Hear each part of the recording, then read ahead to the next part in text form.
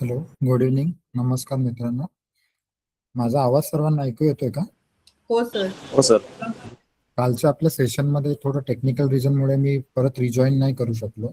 तर जे आपले काही पेंडिंग प्रश्न होते ते आधी आपण थोडे कंप्लीट करूया आणि त्याच्यानंतर आपण आपला आजचा जो लेक्चर आहे तो सुरू करूया. तर वन बाय वन थोडं विचारा, म्हणजे सर्वांना विचारता येईल आणि त्यानंतर आपण लेक्चर सुरू करू. काल स्नेहल मॅडमचे काही प्रश्न आपला राहिलेला. हो सर. हा मॅडम, माझं म्युच्युअल कन्सेंट डिवोर्स वरती क्वेश्चन होता की जो तो 6 ते 9 महिन्याचा कूलिंग पिरियड असतो तो आपल्याला नको असेल आणि तो वेव ऑफ जर कसं करता येईल लवकरात लवकर आपल्याला म्युच्युअल त्याच्यासाठी. कन्सेंट. हो, त्याच्यासाठी एक तर तुम्हाला तुमचे जे दोन्ही पार्टीज जे आहेत त्याच्यामध्ये ते वेगवेगळे राहतात किंवा ते एकत्र येऊ शकत नाही, हे कोर्टाला पूर्णपणे पटवून देणं तुम्हाला गरजेचं आहे. त्याच्यासाठी एखादी नोटीस असेल तुम्ही पाठवलेली की ज्याच्यामध्ये प्रूव्ह होतं की त्यांचं सेपरेशन खूप टाइमपासून आहे आणि ते वेगळेच राहत आहेत म्हणून, किंवा एखादा एनसी असेल, कोणी एखाद्या विरोधात केलेला असेल, किंवा काही बाकी डॉक्युमेंट्स असतील. काही परिस्थितीमध्ये जो एक पार्टी आउट ऑफ इंडिया जाते किंवा वेगवेगळ्या स्टेटमध्ये राहतात तर ते प्रूव्ह करणारे डॉक्युमेंट्स, असे काही डॉक्युमेंट जे प्रूव्ह करतात की लग्नानंतर ह्यांचं एकत्रित राहणं झालंच नाही आणि ते आता सध्या राहतच नाही, त्यामुळे ते जो 6 महिन्याचा जो पिरियड आहे तो तुम्ही वेव ऑफ करा. तर असे काही डॉक्युमेंटरी एव्हिडन्स असतात ते तुम्हाला तुमच्या पिटिशनमध्ये आणि वेवर ऍप्लिकेशनमध्ये लावणे गरजेचे आहे, जेणेकरून जो तुमचा 6 महिन्याचा कूलिंग पिरियड आहे तो तुम्हाला अलाउ केला जाईल. Okay sir, thank you. Yes sir, हे तुम्ही जे सांगितलं वेवर ऍप्लिकेशन मध्ये नोटीस किंवा एनसी लावायचं, ऍज अ ऍडव्होकेट आपणच जर त्यांना हे सजेस्ट केले की आपणच बॅक डेटेड नोटीस बनवून सेंड नाही नाही नाही, तुम्ही ते परज्युरीमध्ये याल मॅडम. जर तुम्ही तसं बॅक डेटेड नोटीस वगैरे सर्व टाकलात ना तर ते तुमचं परज्युरीमध्ये कन्सिडर होतं. त्यामुळे जर योग्य असेल, जर खरोखर एखादी नोटीस असेल, एखादी एनसी असेल किंवा इतर काही डॉक्युमेंट जे प्रूव्ह करतायत की ते वेगवेगळे राहत आहेत म्हणून या इतक्या टाइमापासून, तर तेच डॉक्युमेंट तुम्ही कोर्टात दाखल करणं गरजेचं आहे. अदरवाईज तुमचं केस जे आहे ते परिणाम वेगळ्या पद्धतीने पण जाऊ शकतो, तुमच्यावर सुद्धा एलिगेशन येऊ शकतात त्याच्यामध्ये. आणि तुम्ही क्लायंटच्या भल्यासाठी जरी तुम्ही टाकलं ते, उद्या क्लायंट तुमच्या पेपरमध्ये बोलेल की नाही, किंवा तुमच्या विरोधात काही एलिगेशन्स टाकण्याची शक्यता जास्त असते. तर त्यामुळे ते करणं टाळा तुम्ही. ओके, तर नोटीस आणि एनसी शिवाय आपण व्हॉट्सअप शेअर पण लावू शकतो का? बाकी तुमचं जर रेंट एग्रीमेंट असेल, पार्टीज वेगळ्या राहतात, वेगवेगळ्या नावावर एक्झिक्यूट झाले असतील, असं काही डॉक्युमेंट जे की प्रूव्ह करेल की ते वेगळेच राहत आहेत आणि त्यांचं एकत्र राहणं पॉसिबलच नाही, असे काहीतरी डॉक्युमेंट जे आहे ते तुम्हाला शोधायचे. Okay I am just okay. Informing all the student. सर्वांनी त्यांचे प्रश्न असेल ना ते सेशनच्या नंतर विचारा, जेणेकरून आपल्याला सेशन कंटिन्यू नाही, हे आपलं पेंडिंग सेशन होतं कालचं. त्याच्याबद्दल जे काही प्रश्न आहेत ते आता मी थोडं हे करतो, रिवाइज करतो आणि 5-10 मिनिटात मी सेशन चालू करतो. काल चालेल आपलं सर. डिस्कनेक्ट झालेलं, त्याच्यामुळे मी क्वेश्चन आन्सर्स आता घेतले. येस, चालेल sir, you can continue. Okay. आणखीन कोणाचं काय कालच्या लेक्चर बद्दल कोणाचे काही प्रश्न आहेत का? सर, हे मग हे तीनच आहेत का? ह्याच्या व्यतिरिक्त काही डॉक्युमेंट्स असेल तर सांगू शकता का? अग्रीमेंट, एनसी आणि नोटीसच्या व्यतिरिक्त जे लिगली चालेल. लिगली म्हणजे सध्या तर एवढेच आहे, म्हणजे तुम्हाला जर प्रूव्ह करायचं आहे त्याच्यासाठी सध्या तर एवढेच डॉक्युमेंट आहे. बाकी मग एक्स्ट्रीम ग्राउंड असा असेल की कुठला क्लायंटला कुठे फॉरेन मध्ये ऑपॉर्च्युनिटी आली असेल किंवा दुसऱ्या स्टेटमध्ये असेल, तर त्याच्यामुळे तो परत येणं, त्याचं परत इकडे परत कोर्टामध्ये येणं पॉसिबल नाही, किंवा व्हीसी किंवा कुठे जर शिपवर चालला असेल तो, तिकडे नेटवर्कचा इश्यू असेल, असे वेगवेगळे जे आहेत तुम्ही सगळं घेऊ शकता, पण ते कोर्टाला पटण्यासारखं असावं आणि कोर्टाने कन्सिडर करण्यासारखं असावं. बाकीचे तुम्हाला पर्टिक्युलर सर, मिनिमम किती म्हणजे काय ते सेपरेट राहत आहे, तसं 1 वर्ष वगैरे काय? 1 वर्ष बेसिकली कोणतेही डायव्होर्स केस तुम्हाला फाईल करायचा असेल तर तो मिनिमम सेपरेशन पिरियड जो आहे तो 1 वर्षाचा असतो. तर ते 1 वर्षानंतर जे केस फाईल केल्यानंतर जे 6 मंथ्स जे आहे ना, आपण जे आता बोलतोय कूलिंग पिरियड, ते केस फाईल केल्यानंतरच्या 6 पिरियड बद्दल बोलतोय. बाकी अदरवाईज जर तुम्हाला काही पिटिशन फाईल करायचं आहे त्याच्यासाठी तुम्हाला 1 वर्षाचं सेपरेशन पिरियड दाखवावा लागतो. क्रुएलिटी असेल तर तो 1 वर्षाचा नसेल तर चालतं, पण तुम्हाला जे नॉर्मल केसेस आहे त्याच्यामध्ये तुम्हाला 1 वर्षाचं सेपरेशन पिरियड दाखवावं लागतं. Okay sir. आणखीन काही कोणाचे प्रश्न?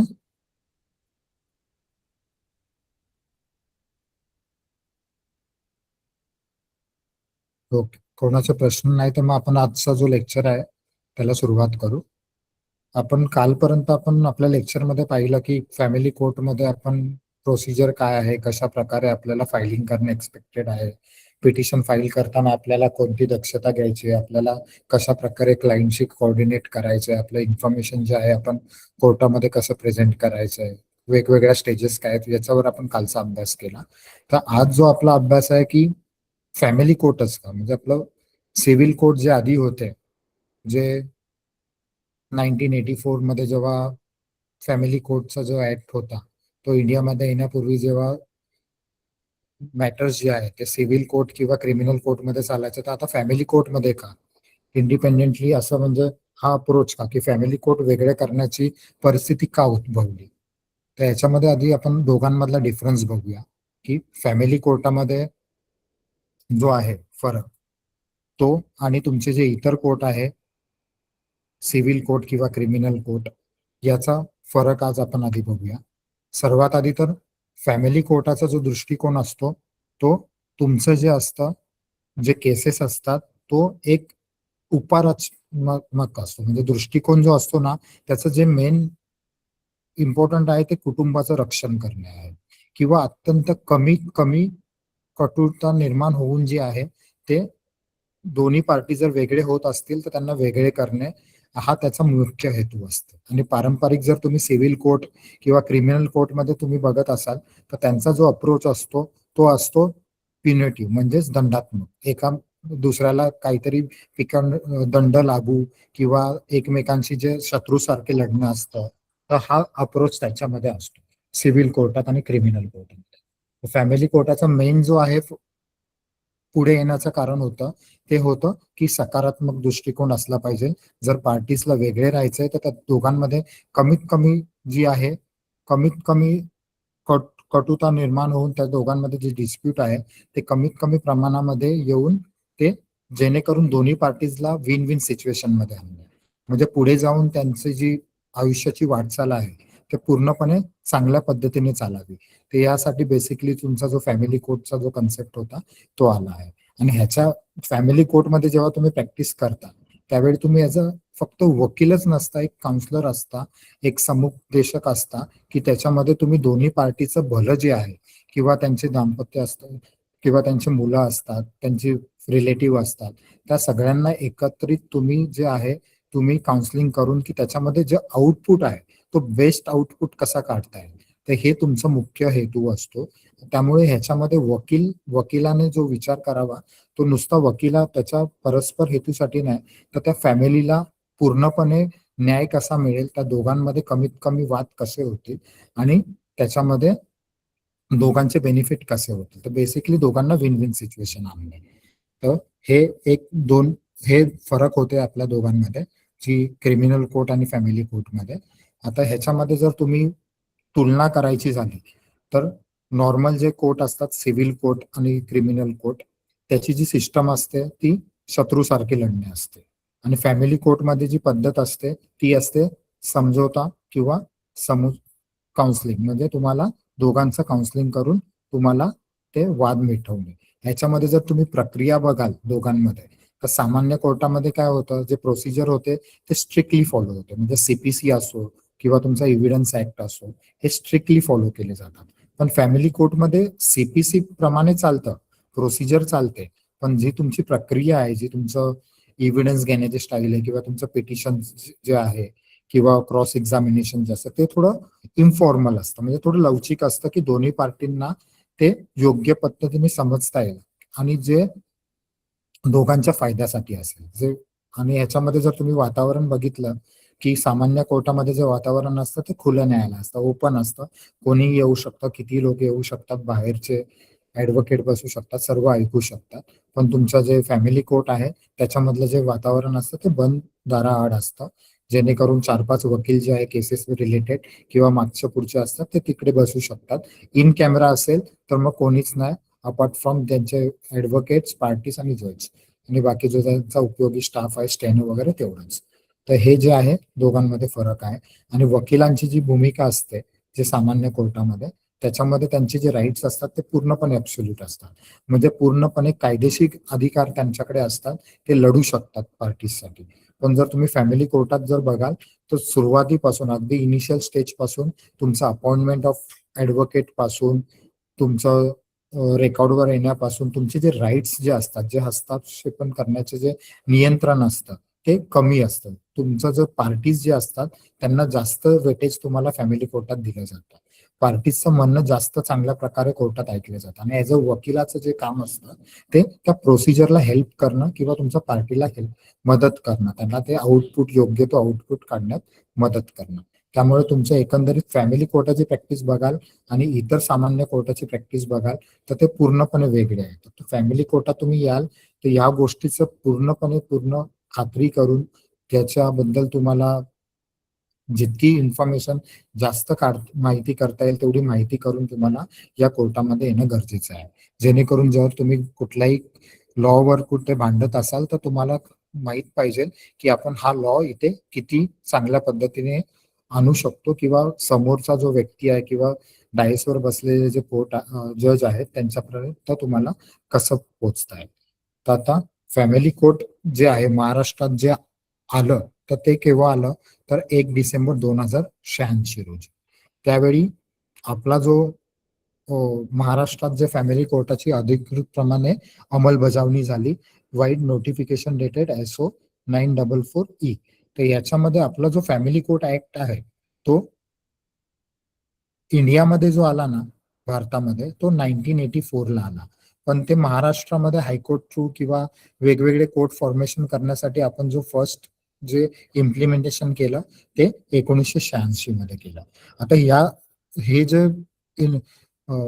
कोड जे आहे जे फॅमिली कोर्ट जेव्हा आधी आले त्यावेळी एक अट होती, म्हणजे 10 लाखापेक्षा जास्त जर लोकसंख्या असेल कुठल्या एरियामध्ये तर तिकडे एक फॅमिली कोर्ट स्थापन करावा. जसं मुंबई, पुणे जिथे जिथे 10 लाखापेक्षा जास्त लोकसंख्या होती तिकडे तिकडे पूर्णपणे family court, independent family court याची निर्माण करण्यात आलं. आणि त्यानुसार जे इतर कोर्टामध्ये जे मॅटर चालत होते जे सिव्हिल कोर्टात किंवा क्रिमिनल कोर्टात ते पूर्णपणे जे आहे ते फॅमिली कोर्टामध्ये ट्रान्सफर झाले.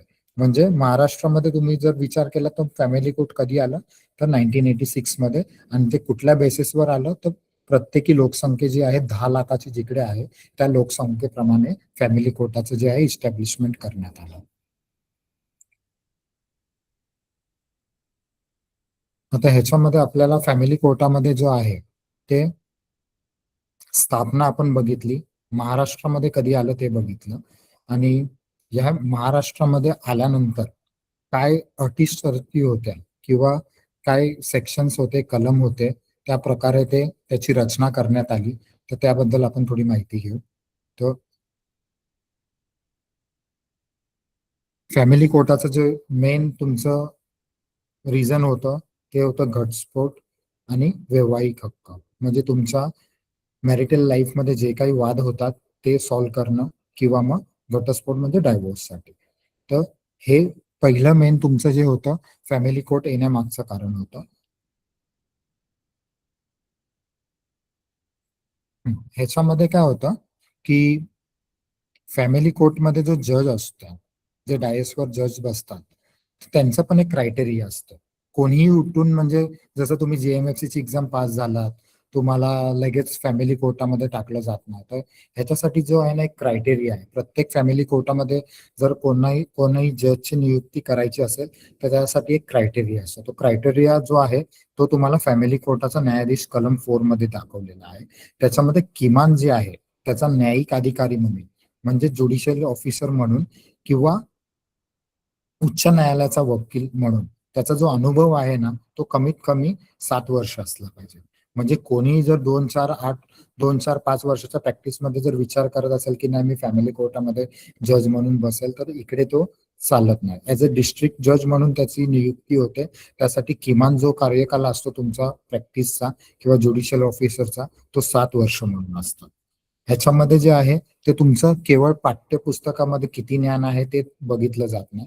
याच्यामध्ये जेव्हा तुमची नियुक्ती करतात त्यावेळी संस्थेचे रक्षण कसे करता येईल, म्हणजे फॅमिली कोर्ट प्रोटेक्ट कसं करता येईल, त्याचे जे मेन महत्व आहे ते कसं टिकवता येईल, किंवा त्याच्यामध्ये वेलफेअर ऑफ चिल्ड्रन म्हणजे जे मुलं आहे त्यांचं वेलफेअर कशा प्रकारे चांगल्या प्रकारे करताय.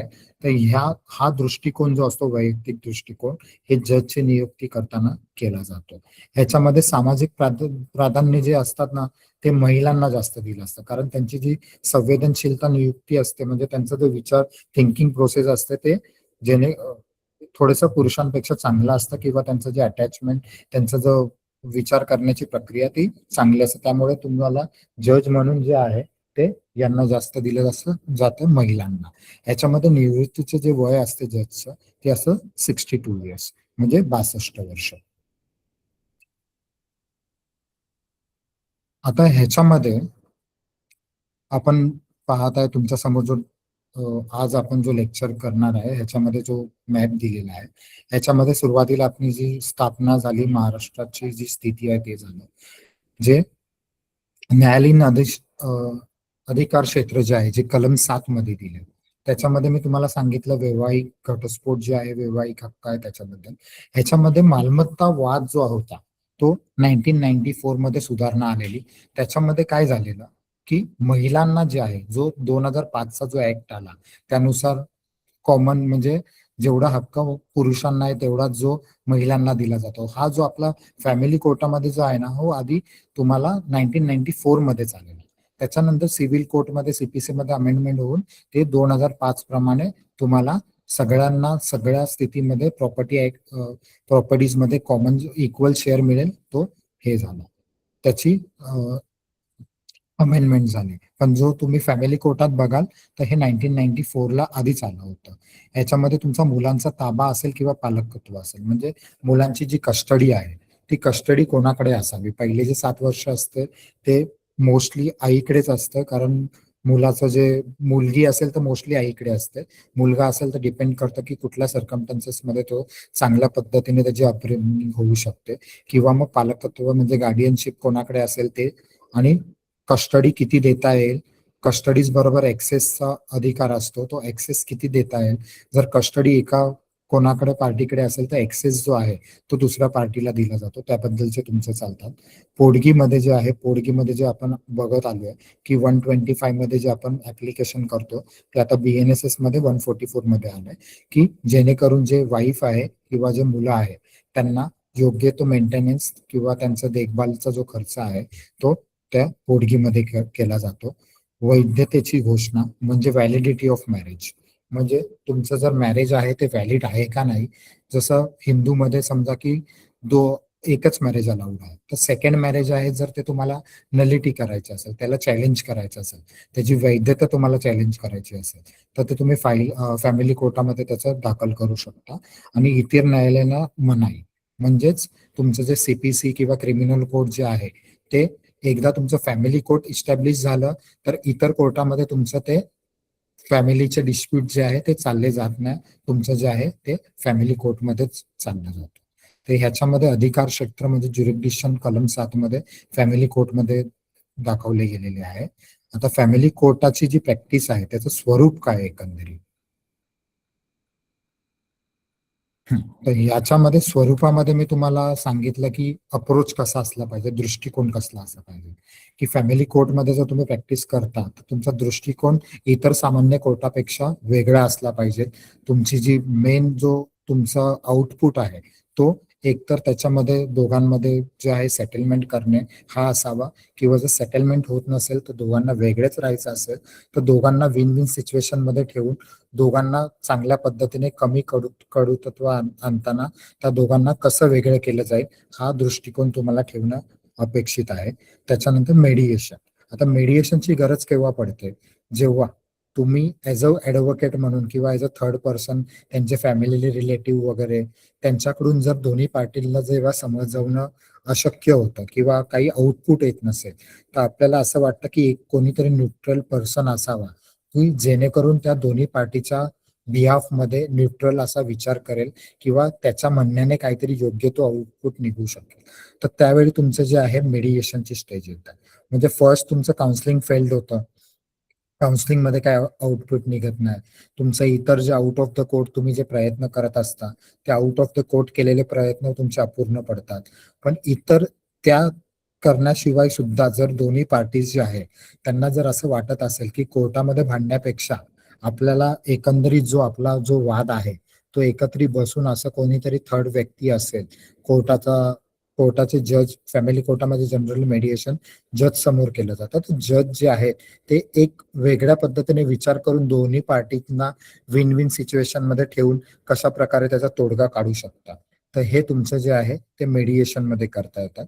ह्याच्यामध्ये मेडिएशनची गरज तुम्हाला जर तुमच्या केसमध्ये कुठल्याही स्टेजला जर तुम्हाला वाटलं की दोन्ही पार्टीजचा जो अप्रोच आहे तो अप्रोच भांडण्याचा नाही, तर त्या दोन्ही पार्टीचा जो अप्रोच आहे तो काहीतरी त्यांच्या मॅटरमध्ये तोडगा काढण्याचा आहे, कुठल्याही स्टेजला जर तुम्हाला जाणवलं तर त्यावेळी तुम्हाला ते मॅटर जे आहे ते मेडिएशन कोर्टासमोर किंवा मेडिएशनसाठी देणं, रिफर करणं गरजेचं आहे, जेणेकरून तुमचा जो वाद जो आहे तो थोडक्यात मिटवला जाईल आणि त्याच्यामध्ये इन्स्टंट म्हणजे आउटपुट जो आहे तो लवकरात लवकर येऊन तुमचा जो केस आहे ते संपून जाईल.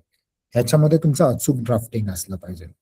अचूक ड्राफ्टिंग मध्ये जसं आता आपण बघितलं मगाच्या क्वेश्चन मध्ये की मॅडमने सांगितलं की एखादी नोटीस वगैरे आपण बनवू शकतो किंवा आपण दुसरं काही गोष्टी करू शकतो का, आपण जो प्रेड आहे तो वेगळ्या पद्धतीने दाखवू शकतो का.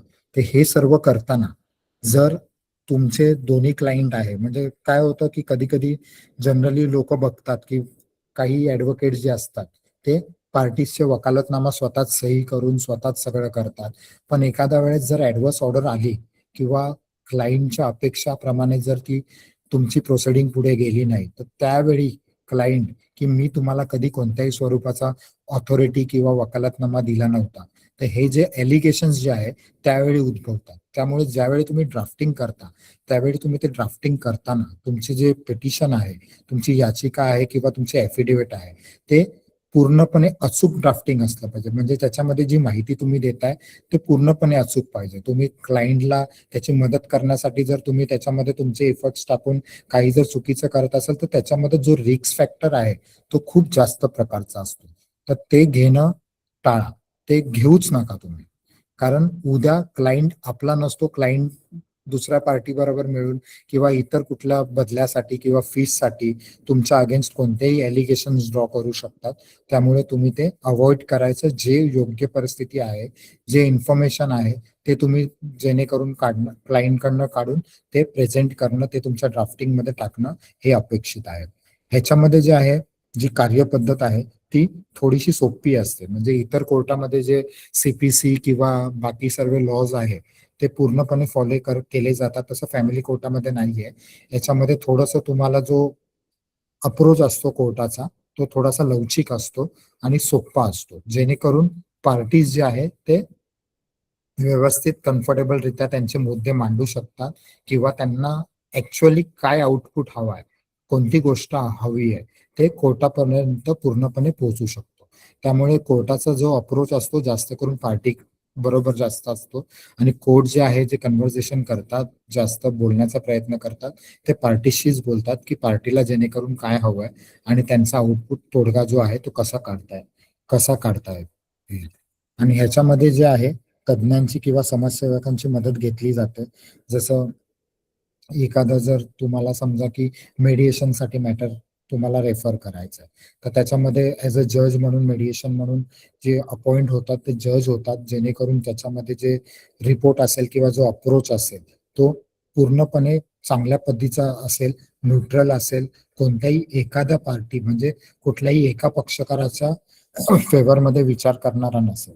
त्यामुळे याच्यामध्ये जे फॅमिली कोर्टामध्ये जे काउन्सिलर जे असतात ते सुद्धा MSW असतात, मास्टर इन सोशल सायन्स असतात, जेणेकरून त्यांचा जो अप्रोच आहे क्लायंटशी बोलण्याचा किंवा त्यांच्यामध्ये जो तोडगा काढण्याचा तर तो चांगल्या पद्धतीने किंवा ते त्यांना जास्त चांगल्या पद्धतीने समजू शकतील. म्हणून जे काउन्सिलिंग असतात ते जेणेकरून ते खूप वेळा अनेकदा जे ऍडव्होकेट असतात ते बोलतात की 1, 2, 3 पेक्षा जास्त का चालतात, कारण ज्यावेळी काउन्सिलरला जेव्हा वाटतं की ह्या मॅटरमध्ये काही तो योग्य आउटपुट निघू शकतो थ्रू काउन्सिलिंग किंवा यांचं एकत्रित राहणं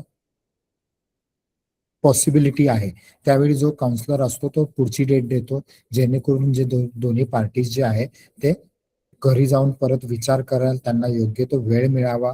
इतर कोणाचा म्हणजे ऍडव्होकेटच्या इन्फ्लुएन्समध्ये, त्यांच्या दबावामध्ये ते जे आहे ते त्यांच्या लाईफचा जो डिसिजन आहे तो न घ्यावा. म्हणून जे मेडिएशनची जी पद्धत, जे काउन्सिलिंगची जी पद्धत आहे ती 1 पेक्षा जास्त वेळ घेतो. मेडिएशनमध्ये 60 डेजचा टाइम दिला असला तरी पण ते नंतर पुन्हा तुम्ही रिमेडिएशनसाठी जातो किंवा एक्सटेंड होतो तो टाइम. तर त्यामुळे तुमचं जे मेडिएशन किंवा काउन्सिलिंग आहे ते तज्ज्ञांच्या किंवा मग एखादा असे व्यक्ती की त्याच्यामध्ये मेडिएशन काढू शकतात अशा व्यक्ती थ्रू केला जातो. तर हे तुमचं बेसिकली तुमचं फॅमिली कोर्टमध्ये जे प्रॅक्टिस करता तुम्ही, ते हे करणं तुम्हाला अपेक्षित आहे. आता ह्याच्यामध्ये मी तुम्हाला सांगितले की न्यायाधीशांची जी पात्रता असते ती काय असते. तर मी तुम्हाला सांगितलं की 7 वर्षाचा जो आहे वकिलीचा अनुभव असला पाहिजे. त्याच्यानंतर महिलांना प्राधान्य का दिला जातो, कारण त्यांचा जो अप्रोच जो असतो तो, त्यांची जी सहनशीलता असते, त्यांचा अप्रोच असतो कुटुंबाला टिकवण्याचा, तो जास्त असतो. त्याच्यानंतर तिसरा जो पॉइंट होता त्याच्यामध्ये कुटुंब रक्षण किंवा समझोता कौशल्य, म्हणजे तुम्हाला ऍज अ जज म्हणून जर अपॉइंट व्हायचं असेल, नुसतं तुमचं पुस्तकी ज्ञान असेल, पण तुम्हाला फॅमिली कोर्टचं ऍक्ट कसं जास्त प्रमाणात इम्प्लिमेंट करता येऊ शकतो किंवा त्याच्यामध्ये तोडगा कशा प्रकारे काढता येऊ शकतो, म्हणजे समझोता कौशल्य असेल तर तुम्हाला प्रायोरिटी दिलं जातं. त्यांचं जे निवृत्तीचं वय जे आहे ते 62 इयर असतं. तर ह्याच्यामध्ये एकंदरीत फॅमिली कोर्ट का आलं, फॅमिली कोर्टमध्ये जजेस कोण असतात, फॅमिली कोर्टमध्ये प्रॅक्टिस करताना कुठल्या प्रकारचं स्वरूप, कुठल्या प्रकारचा अप्रोच आपला असला पाहिजे ते आपण बघितलं. न्यायाधीशाची पात्रता बघितली. आता जो मेन जे तुमचा खटला जो आहे तो फॅमिली कोर्टामध्ये जेव्हा सुरू होतो, तर त्यावेळी काय स्टेजेस उद्भवतात किंवा कुठल्या स्टेजेसद्वारे तुमचा खटला जो आहे तो पुढे चालला जातो, म्हणजे जे मेन आपलं फायलिंगचं प्रोसिजर आहे ते आता आपण बघूया. जेव्हा फॅमिली कोर्टामध्ये तुम्ही एखादी याचिका दाखल करता, तर त्या याचिका दाखल करण्यासाठी मी आपल्या कालच्या लेक्चरमध्ये सांगितलं की फायलिंगच्या वेळी जे चॅलेंजेस असतात ते कशा प्रकारे तुम्ही मिनिमाइज करू शकता किंवा अचूक फायलिंग कशा प्रकारे तुम्ही करू शकता. त्याच्यामध्ये 2 वेळा 3 वेळा व्हेरीफाय करून तुम्ही ते फायलिंग करणं अपेक्षित आहे. तर हे सर्व तुमच्या फायलिंगच्या माहितीमध्ये आपण काल बघितलं. एकदाच का जर तुमचा मॅटर कोर्टामध्ये फाईल झाला, तर त्यानंतर जो फर्स्ट स्टेज असते, जी फर्स्ट डेट असते फॅमिली कोर्टामध्ये, ती असते समन्स बजावणे.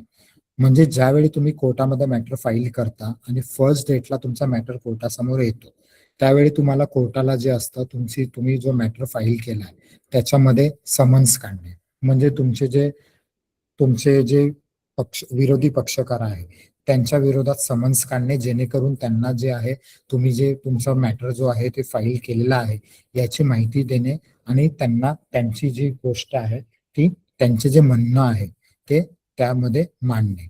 हे समन्स बजावण्याचं मुख्य कारण आहे की समोरच्या पार्टीला एक अपॉर्च्युनिटी दिली जाते की त्यांनी कोर्टासमोर यावे आणि त्यांचं म्हणणं मानावं. जर समजा तुम्ही समन्स काढला, तो समन्स काढल्यानंतर जर समोरची पार्टी जी आहे ती कोर्टात येत नसेल किंवा टाळाटाळ करत असेल, जरी त्यांना समन्स मिळाला तरी, तर कोर्टात प्रोसिजर आहे की त्यांच्या विरोधात एक्स पार्टी जो खटला आहे तो तुम्ही प्रोसीड करू शकता. पण समन्स बजावण्यामध्ये तुम्हाला समन्स बजावताना काही डिफिकल्टी येत असेल, जसं की कोर्टाच्या बेलीफ थ्रू समन्स पाठवलं पण पार्टी घेण्यासाठी तयार नाहीये किंवा काही ना काही वेगळे जे कारण देत आहे, किंवा मग तुम्ही जे स्पीड पोस्ट तर्फे तुम्ही समन्स पाठवलं, त्यावेळी स्पीड पोस्टला त्यांनी पोस्टमॅनला मॅनेज केला असावा किंवा काही चुकीची माहिती दिली असावी, तर त्यावेळी तुम्हाला सबस्टिट्यूट सर्व्हिसमध्ये समन्समध्ये ईमेल आणि व्हॉट्सअप पण तुम्हाला अलाउ केला जातो. पण ईमेल व व्हॉट्सअपसाठी तुम्हाला जे आहे फर्स्ट जो आहे जो तुमचा प्रायमरी समन्स बजावण्याची जी प्रक्रिया आहे ती तुम्ही पूर्णपणे पार केलेली असावी, आणि ती केल्यानंतर तुमचे जे इफर्ट्स आहेत, जे तुम्ही त्यांना सर्व्हिस करण्यासाठी जे इफर्ट्स घेतलेले आहेत ते अपुरे पडलेले आहे हे तुम्हाला कोर्टाला दाखवणे गरजेचे असते. त्यानंतर जो तुमचा समन्स आहे तो तुम्ही सेकंडरी सबस्टिट्यूट सर्व्हिस म्हणून सर्व्हिस करू शकता. त्याच्यामध्ये तुमचं न्यूजपेपर येतं, थ्रू पोलीस स्टेशन येतो, किंवा थ्रू पेस्टिंग येतं, किंवा मग आता जे अपडेटेड जे आहे व्हॉट्सअप किंवा ईमेल थ्रू येतं. पण व्हॉट्सअप आणि ईमेल थ्रू जेव्हा तुम्ही जेव्हा तुम्ही कोर्टाला रिक्वेस्ट करता, त्यावेळी त्यांचा जो व्हॉट्सअप नंबर किंवा ईमेल आयडी आहे तो पूर्णपणे ऍक्टिव्ह असला पाहिजे. त्याच्यामध्ये काही करस्पॉन्डन्स म्हणजे ईमेल्स किंवा व्हॉट्सअपवर चार्ज जे आहे ते एक्सचेंज झालेले काही डेटा तुम्ही कोर्टासमोर सादर करणे गरजेचे असतं. कारण कोर्टाला समजेल की हा जो ईमेल किंवा व्हॉट्सअप आहे तो ऍक्टिव्ह आहे. तर मेन तुमची जी आहे ते समन्स बजावण्यापासून तुमची सुरुवात जी आहे ती फॅमिली कोर्टामध्ये एक प्रॅक्टिस करण्याचे किंवा तुमचा खटला सुरू करण्याचा जो मुख्य जी स्टेज आहे ती तुमचं समन्स बजावणं. एकदा का तुम्ही समन्स बजावला, एकदा का तुम्ही समोरच्या पार्टीला समन्स पूर्णपणे मिळालं, तर ते समन्स मिळाल्यानंतर जी समोरची पार्टी आहे, तुम्ही जर विरोधी पक्षासाठी असाल, हजबंड असो किंवा वाईफ असो, तर तुम्हाला ज्यावेळी समन्स मिळतं तर त्या समन्सला 30 दिवसाच्या आत कोर्टामध्ये जाऊन योग्य ते रिटर्न स्टेटमेंट फाईल करणं हे ऍज पर CPC तुम्हाला गरजेचं आहे. जर तुम्हाला 30 दिवसाच्या आत करणं पॉसिबल होत नाही तर तुम्ही एक एक्सटेंड करू शकता 90 डेज पर्यंत किंवा त्याच्यावरती सुद्धा. पण त्यासाठी तुम्हाला डिले कंडोनेशन ऍप्लिकेशन तुम्हाला फाईल करावं लागतं. तुम्हाला जो डिले झाला, जो टाइम का लागला, तर ते टाइम जे आहे त्याचं जस्टिफिकेशन देणं गरजेचं असतं, जेणेकरून जे तुमचं रिटर्न स्टेटमेंट आहे ते रेकॉर्डवर आणलं जाईल. आता यामध्ये सगळ्यात मोठं चॅलेंज काय येतं की रिटर्न स्टेटमेंट सर कधी फाईल करायचं. जनरली तुमचा जो टाइम पिरियड असतो तो समन्स रिसिव्ह झाल्यापासून 30 दिवसाच्या आत तुमचा चालू होतो. म्हणजे ज्यावेळी तुम्ही समन्स घेता त्या दिवसापासूनच तुमचा जो पिरियड असतो, जो लिमिटेशन पिरियड जो आहे ऍज पर लिमिटेशन ऍक्ट, तो 30 दिवसाचा तो समन्स मिळाल्या तारखेपासून सुरू होतो. त्यामुळे इतर तुम्ही जे जर ग्राउंड बोलत असाल की नाही मॅटर काउन्सिलिंगसाठी होतं, मॅटर मेडिएशनसाठी होतं, आम्ही आउट ऑफ कोर्ट सेटलमेंट करत होतो किंवा इतर काही रिझन देत असाल, तर ते तुम्ही डिले का केला ते जस्टिफिकेशन देण्यासाठी तुम्ही तो कन्सिडर करू शकता. म्हणजे तुमचा ऍक्च्युअल लिमिटेशन जो आहे ना तो तुम्हाला समन्स मिळाल्यापासून चालू होतो. आता फॅमिली कोर्टमध्ये जनरली काय होतं की सुरुवातीला समन्स जेव्हा मिळतो, ज्यावेळी पार्टी जी आहे अदर साईड जी कोर्टात ज्यावेळी प्रेझेंट होते, तर त्यावेळी सर्वात आधी जे आहे ऍज पर सेक्शन 9 नुसार जे आहे ते काउन्सिलिंग करणं गरजेचं असतं. म्हणजे दोन्ही पार्टीचा वाद सुरू होऊन जाते. वाद कधी सुरू होतो, जेव्हा तुम्ही पिटिशन फाईल करता, समोरच्या पार्टीला तुमचं पिटिशन सर्व्हिस करता आणि त्या पिटिशनवर जेव्हा आन्सर येतं, जेव्हा तुम्ही एखादं एलिगेशन तुम्ही समोरच्या पार्टी विरोधात केलेले असेल आणि ती पार्टी ते डिनाय करत असेल किंवा त्याचं डिफेन्समध्ये काहीतरी वेगळं म्हणत असेल, तर त्यावेळी ऍक्च्युअल तुमचा जो आहे तो वाद निर्माण होतो. तर तो वाद निर्माण होण्यापूर्वी तुमचं जे आहे काउन्सिलिंग करून, जेणेकरून एकमेकांवर जे फेक एलिगेशन्स किंवा चुकीचे एलिगेशन न करता जर पार्टी जे आहे एकत्र रिकन्साईल म्हणजे एकत्र पुन्हा राहू शकतात किंवा त्याच्यामध्ये एक 0.1% पण जर चान्स असेल की हे पार्टीचं पुन्हा एकत्र येणं किंवा यांनी कोणाचा तरी दबावात येऊन किंवा कोणाचं तरी ऐकून हे पिटिशन फाईल केलं आहे असं जर वाटत असेल, तर काउन्सलरचा जो अप्रोच असतो की ह्या दोन्ही पार्टीचा जो आहे त्या दोघांमधला तोडगा काढून हे सोप्या पद्धतीने संपवणे. जर ही गोष्ट जर झाली नाही, जर काउन्सलरला जेव्हा वाटतं की नाही बाबा आता याच्यामध्ये आपण जे आहे या दोघांना एकत्र आणू शकत नाही किंवा वेगळे करू शकत नाही, त्यावेळी जो तुमचा ऍक्च्युअल मॅटर आहे तो कोर्टासमोर चालला जातो.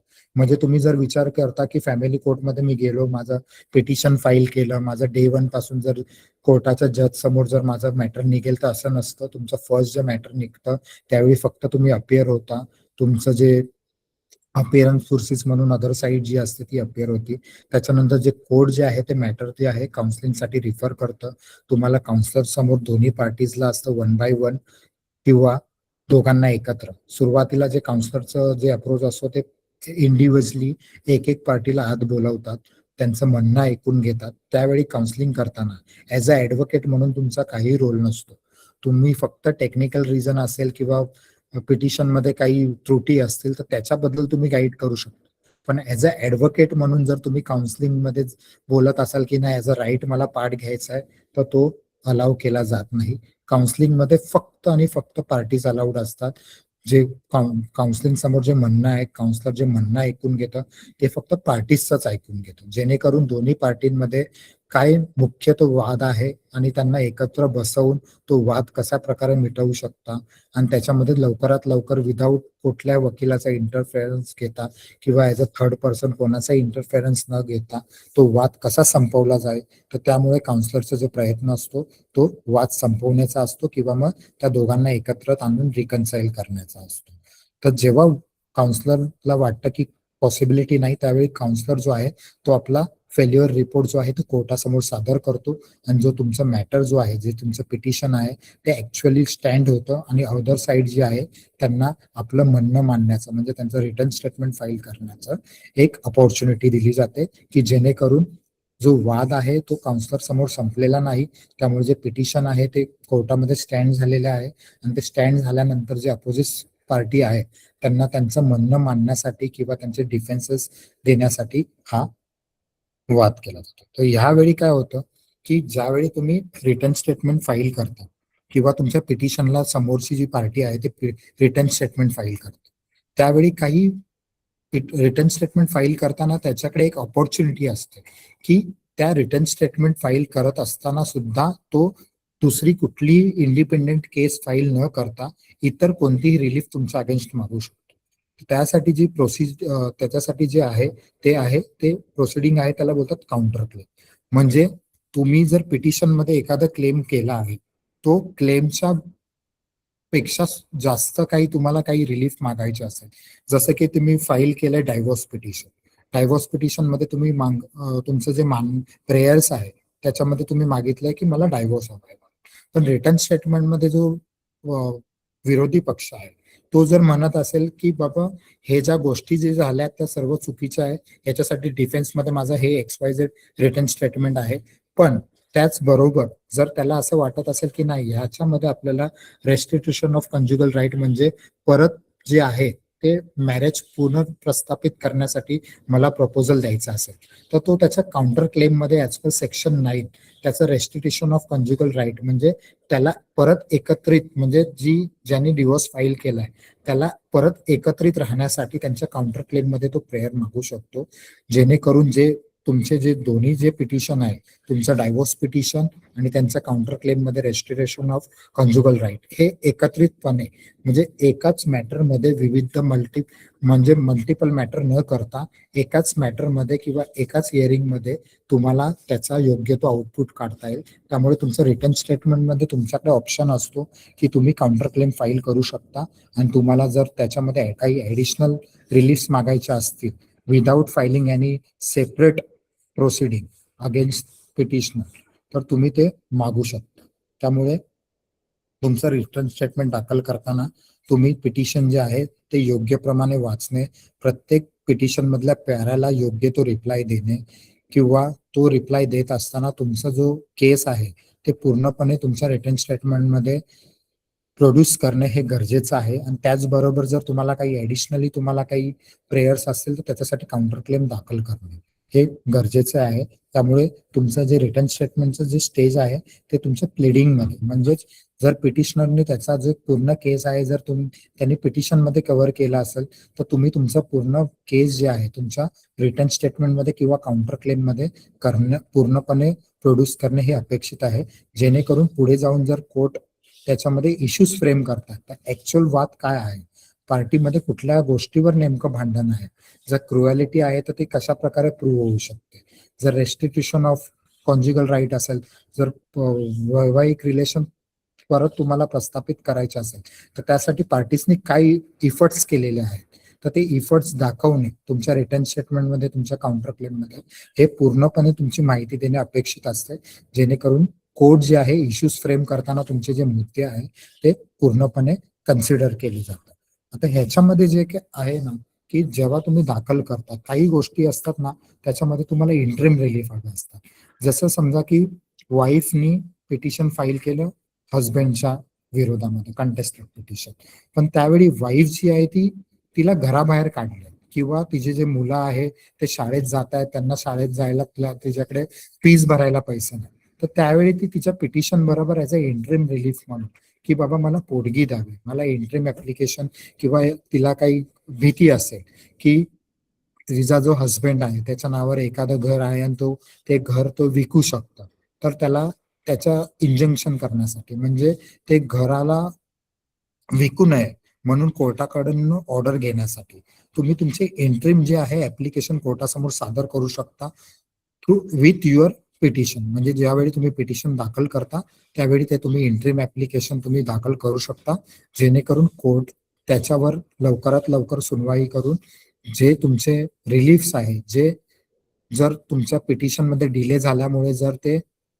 मिळणे अशक्य होऊ शकतात, तर ते तुम्हाला मिळू शकेल, जेणेकरून तुमचा मेंटेनन्सचा राईट आहे तो तुम्हाला मिळू शकेल. तुमच्या मुलांची जी फीज आहे किंवा इतर काही एक्सपेन्सेस आहे ते तुम्हाला इमिडिएटली मिळू शकेल.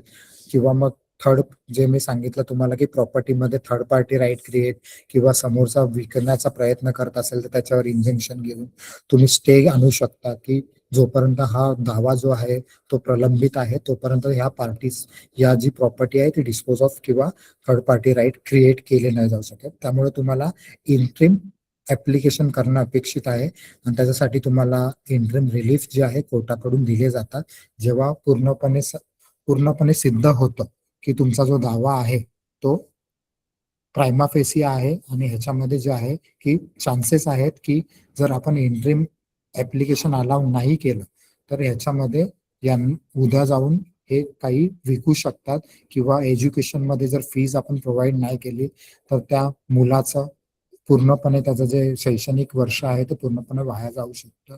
किंवा मग राहण्यासाठी जर समजा की वाईफ वेगळी राहते, तिला घराबाहेर काढलं असेल तर तिला राहण्यासाठी काही सोय नसेल तर तिला प्रॉपर तिचं रेसिडेन्ससाठी तिला जो मेंटेनन्स लागतो तो कोड जो आहे तो इंटरिम ऍप्लिकेशन मध्ये अलाउ करतो आणि तात्पुरतं जे आहे ते त्याच्यावर रिलीफ पास करू शकतो.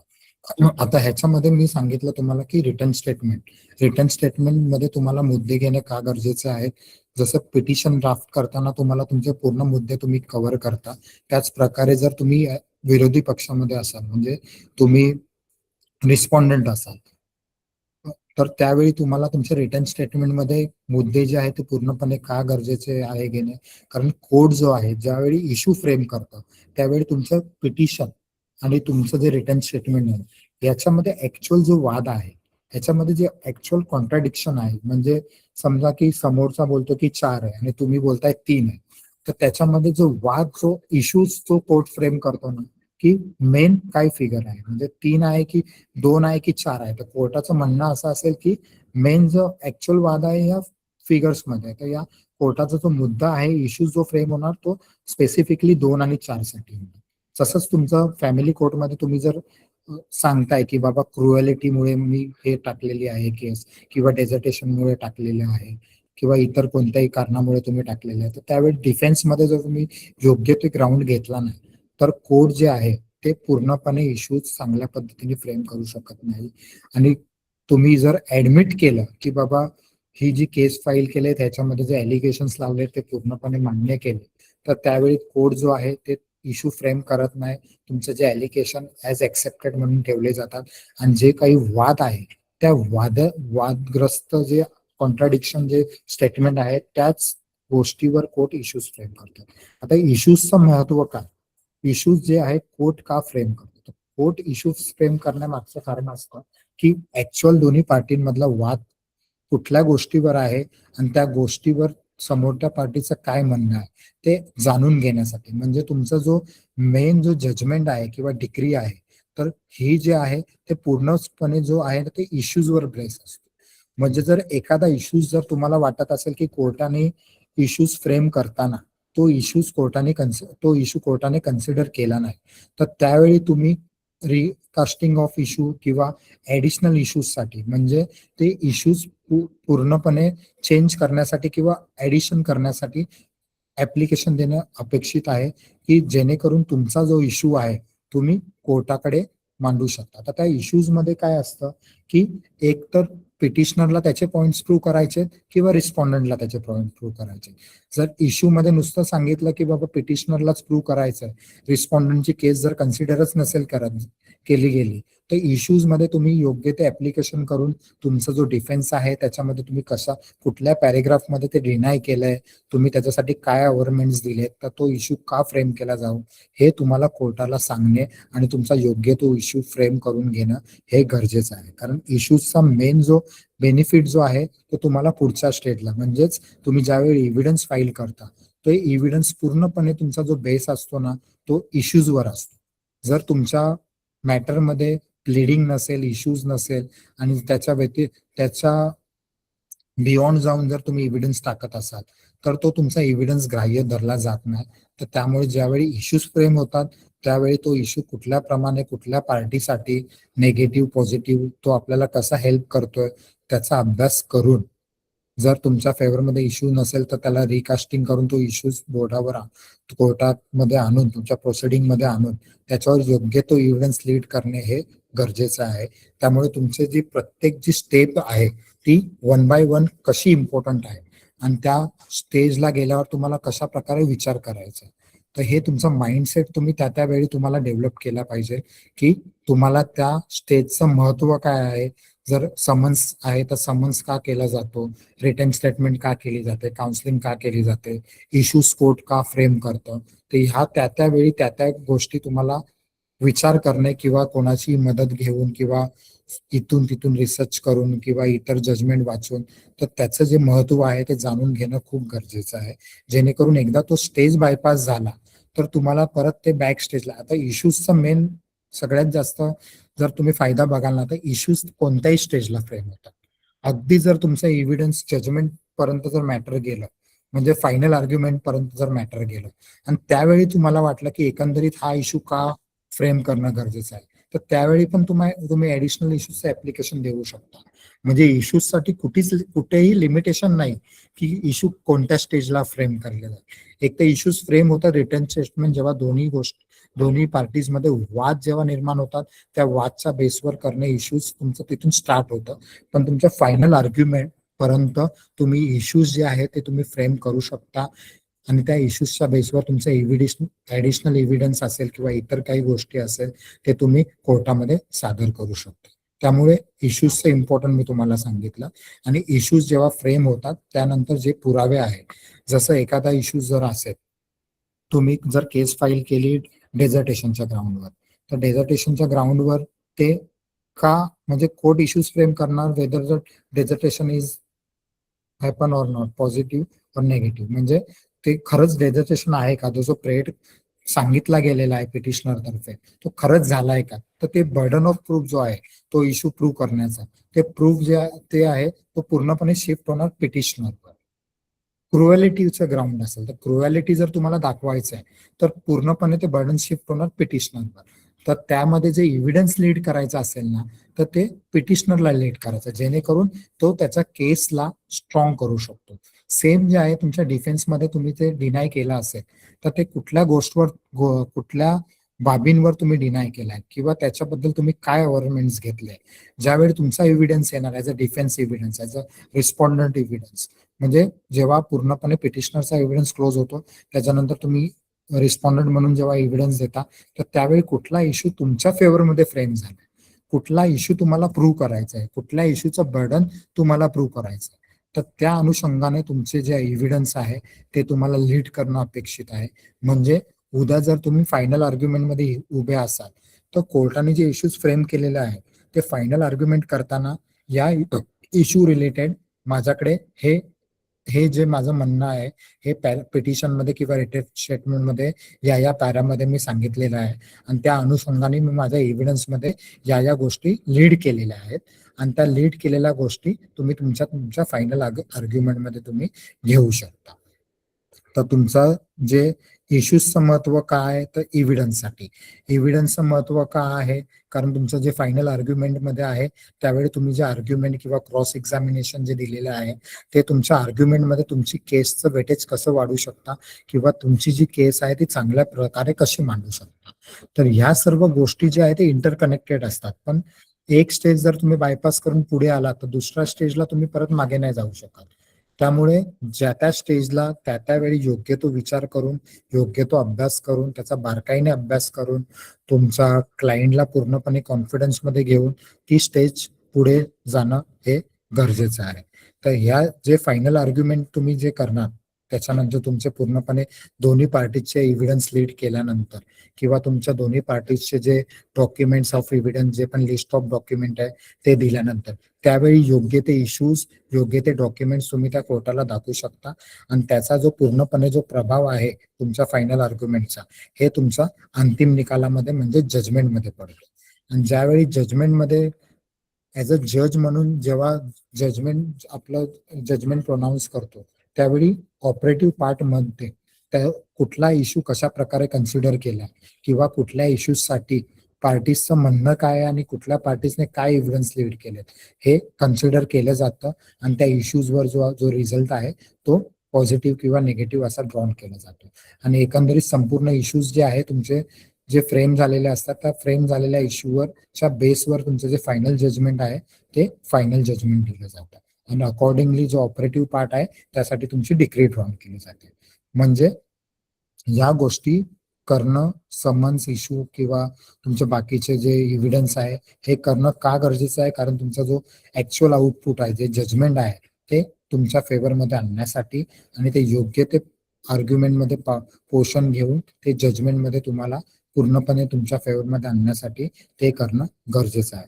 आता मोस्टली काय होतं की जजमेंट पण येऊन जातं, पण जे पार्टीज आहे, जर कोर्ट सांगतं की बाबा एखादं मेंटेनन्स असेल किंवा ॲल्युमिनी असेल, एवढं मेंटेनन्स दिलं जातं किंवा एखाद्या प्रॉपर्टीमध्ये डिस्प्यूट होते, ते प्रॉपर्टी जी आहे 50-50% किंवा मुलाच्या नावावर किंवा एकंदरीत जर कन्सेंट डिक्री असेल तर त्याच्यामध्ये तर पार्टीजला जे आहे त्या पार्टीचं डिस्ट्रीब्युशन अशा प्रकारे केलं जातं.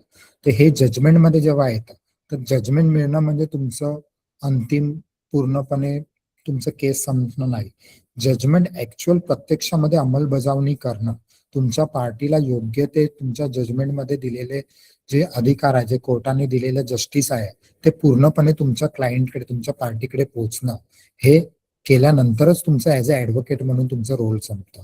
जर ते पूर्ण होत नसेल किंवा त्याच्यामध्ये काही ऑब्स्ट्रक्शन, काही अडथळा येत असेल तर त्यावेळी ते एक्झिक्युशनसाठी जाणं, म्हणजेच तुमची जी डिग्री आहे ती एक्झिक्युशन मध्ये जाणं, त्याच्यामध्ये जो पार्ट तुमच्या जजमेंटमध्ये जो फेवरमध्ये आलेला आहे तो पार्ट इन एक्झिक्युशन ते पूर्णपणे एक्झिक्यूट करणं, हा रोल तुमचा एक्झिक्युशनच्या वेळी येतात.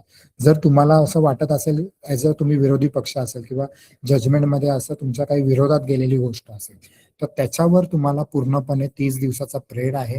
त्या पिरियडमध्ये तुमचं जे आहे ते तुम्ही अपील फाईल करू शकता वरच्या कोर्टामध्ये आणि त्या अपीलद्वारे तुम्हाला जर वाटत असेल की हे जजमेंट आपल्या फेवरमध्ये नाही किंवा मग आपल्यावर इथे जे आहे इनजस्टिस झालेला आहे किंवा आपलं काही म्हणणं जे आहे ते कोर्टाने कन्सिडर केलेलं नाही, तर यावेळी जे आहे ना तुम्हाला तुमच्या जजमेंट नंतर 30 दिवसाचा कालावधी मिळतो. त्या 30 दिवसाच्या कालावधीमध्ये तुम्हाला ते अपीलमध्ये जाणं, अपील दाखल करणं गरजेचं आहे. जर तुम्ही ते केलं नसेल तर मग ऑब्विसली जो डिग्री होल्डर आहे, ज्याच्या फेवरमध्ये डिग्री झालेली आहे, तो एक्झिक्युशन मध्ये जाऊ शकतो आणि त्याचे जे राईट्स आहे तो क्लेम करू शकतो. जर तुम्हाला असं अप्रिहेन्शन असेल की नाही त्याच्या आधी मला कोर्टात जायचं तर ते 30 दिवसाच्या आत तुम्ही अपील दाखल करणे आणि त्याचं योग्य ते तुमचं ऍडवाइस जो तुमचा ऍडव्होकेट करतोय त्याचं योग्य ते पद्धतीने मार्गदर्शन घेऊन त्या जो डिग्री आहे, जे फायनल जजमेंट आहे त्याच्यावर स्टे आणून तुमचं नुकसान कसं होणार नाही हे तुम्हाला बघणं गरजेचं आहे. आता ह्याच्यामध्ये जर तुम्ही बघाल खटल्यांच्या टप्प्यात आपण पाहिले तर ह्याच्यामध्ये महत्वाचे फायदे काय, म्हणजे फॅमिली कोर्ट जर आला तर त्याचा महत्वाचा सर्वात जास्त फायदा काय होतो, तर ते कमी खर्चिक होतं आणि जलद न्याय होतं. म्हणजे तुमचं जे सिव्हिल कोर्ट जेव्हा होतं किंवा क्रिमिनल कोर्टमध्ये होतं, एकंदरीत जे तुमचं मॅटर चालत होते ते तुमच्या इतर जे कोर्टाचे मॅटर आहे, जे सिव्हिल असेल किंवा क्रिमिनल मॅटर असेल त्या मॅटर प्रमाणेच तुमचं जे फॅमिली कोर्टचं मॅटर आहे किंवा तुमचं जे डिस्प्यूट आहे ते कन्सिडर केलं जायचं. त्यामुळे तुमचा जो प्रोसेस होता ते डिले होत होतं. म्हणजे कोर्टाकडे जर दिवसाला 100 केसेस असतील तर त्याच्यामधले 10 जर तुमचे फॅमिली कोर्टचे असतील तर तुमचे इतर जे 90 केसेस जे आहे ते जसे सफर होतात त्याच प्रकारे तुमचे हे 10 केस होते ते सफर होत होते. त्याच्यामुळे टाइम कन्झ्युम जो होत होता तो खूप जास्त प्रमाणात होत होता किंवा कोर्टाचा जो अप्रोच होता तो तुमच्याकडे कमी पद्धतीचा होता. त्यामुळे तुमचा जो खर्च होता तो खर्च सुद्धा वाढत होता. दोन्ही पक्षकार होते, त्या पक्षकारांचा खर्च किंवा त्यांचा जो वेळ होता तो वेळ वाया जात होता. तर फॅमिली कोर्ट आल्यामुळे काय झालं, सर्वात आधी तर त्यांचं जे डेडिकेशन जे आहे स्पेसिफिकली ती फॅमिली मॅटरसाठी, म्हणजे हजबंड वाईफ मधले जे डिस्प्यूट आहे किंवा चिल्ड्रन्स मधले जे डिस्प्यूट आहे ते फक्त डेडिकेटेड टुवर्ड्स म्हणजे फॅमिली कोर्ट फक्त तेवढंच घेणार. तर त्यामुळे जो वेळ आणि खर्च जो होता पार्टीजचा तो वाचला. ह्याच्यामध्ये इतर कोर्टामध्ये, सामान्य कोर्टामध्ये काय होत होतं की प्रिव्हियसली म्हणजे काही पार्टीज जे होते त्यांना ती गोष्ट किंवा सर्व लोकांसमोर आणणं किंवा लोकांसमोर सगळ्या लोकांमध्ये ते सांगणं हे चुकीचं वाटत होतं. त्यामुळे त्यांना त्यांच्या इज्जत जाण्याचा म्हणजे समाजामध्ये त्यांना असं त्यांच्या विरोधात काय अशी भूमिका येईल असं थोडीफार त्यांचं भीती होती त्यांच्या मनामध्ये.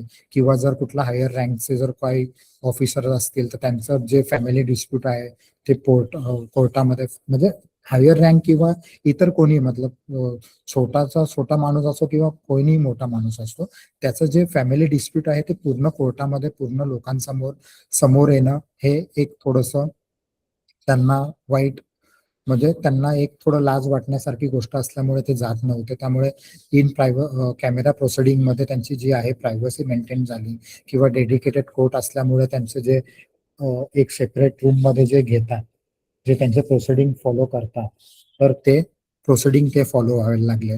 मुलांचे जे ऍक्च्युअल हित आहे म्हणजेच इतर कोर्टामध्ये मुलांना आणून त्यांच्यावर मानसिक परिस्थिती म्हणजे मानसिक तणाव येऊन किंवा त्यांच्यावर जर क्रिमिनल कोर्ट असेल तर क्रिमिनल्सला बघून की बाबा कोर्टात काय चाललंय त्यांचं जे मानसिक जे आहे हे तर ते मानसिकता त्यांची बदलण्यासाठी फॅमिली कोर्टमध्ये तुम्ही जर बघितलं असेल लहान मुलांसाठी हिरकणी कक्ष असतो.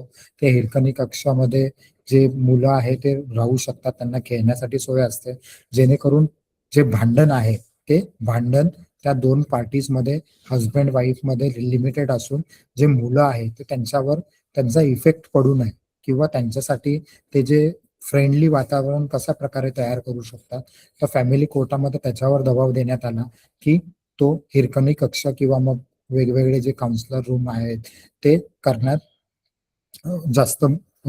जास्त वेटेज दिलेला आहे. आणि ह्याच्यावर जे मी तुम्हाला आधी सांगितलं की वकिलांचा जो हस्तक्षेप जो होता तो कमी करण्यात आला.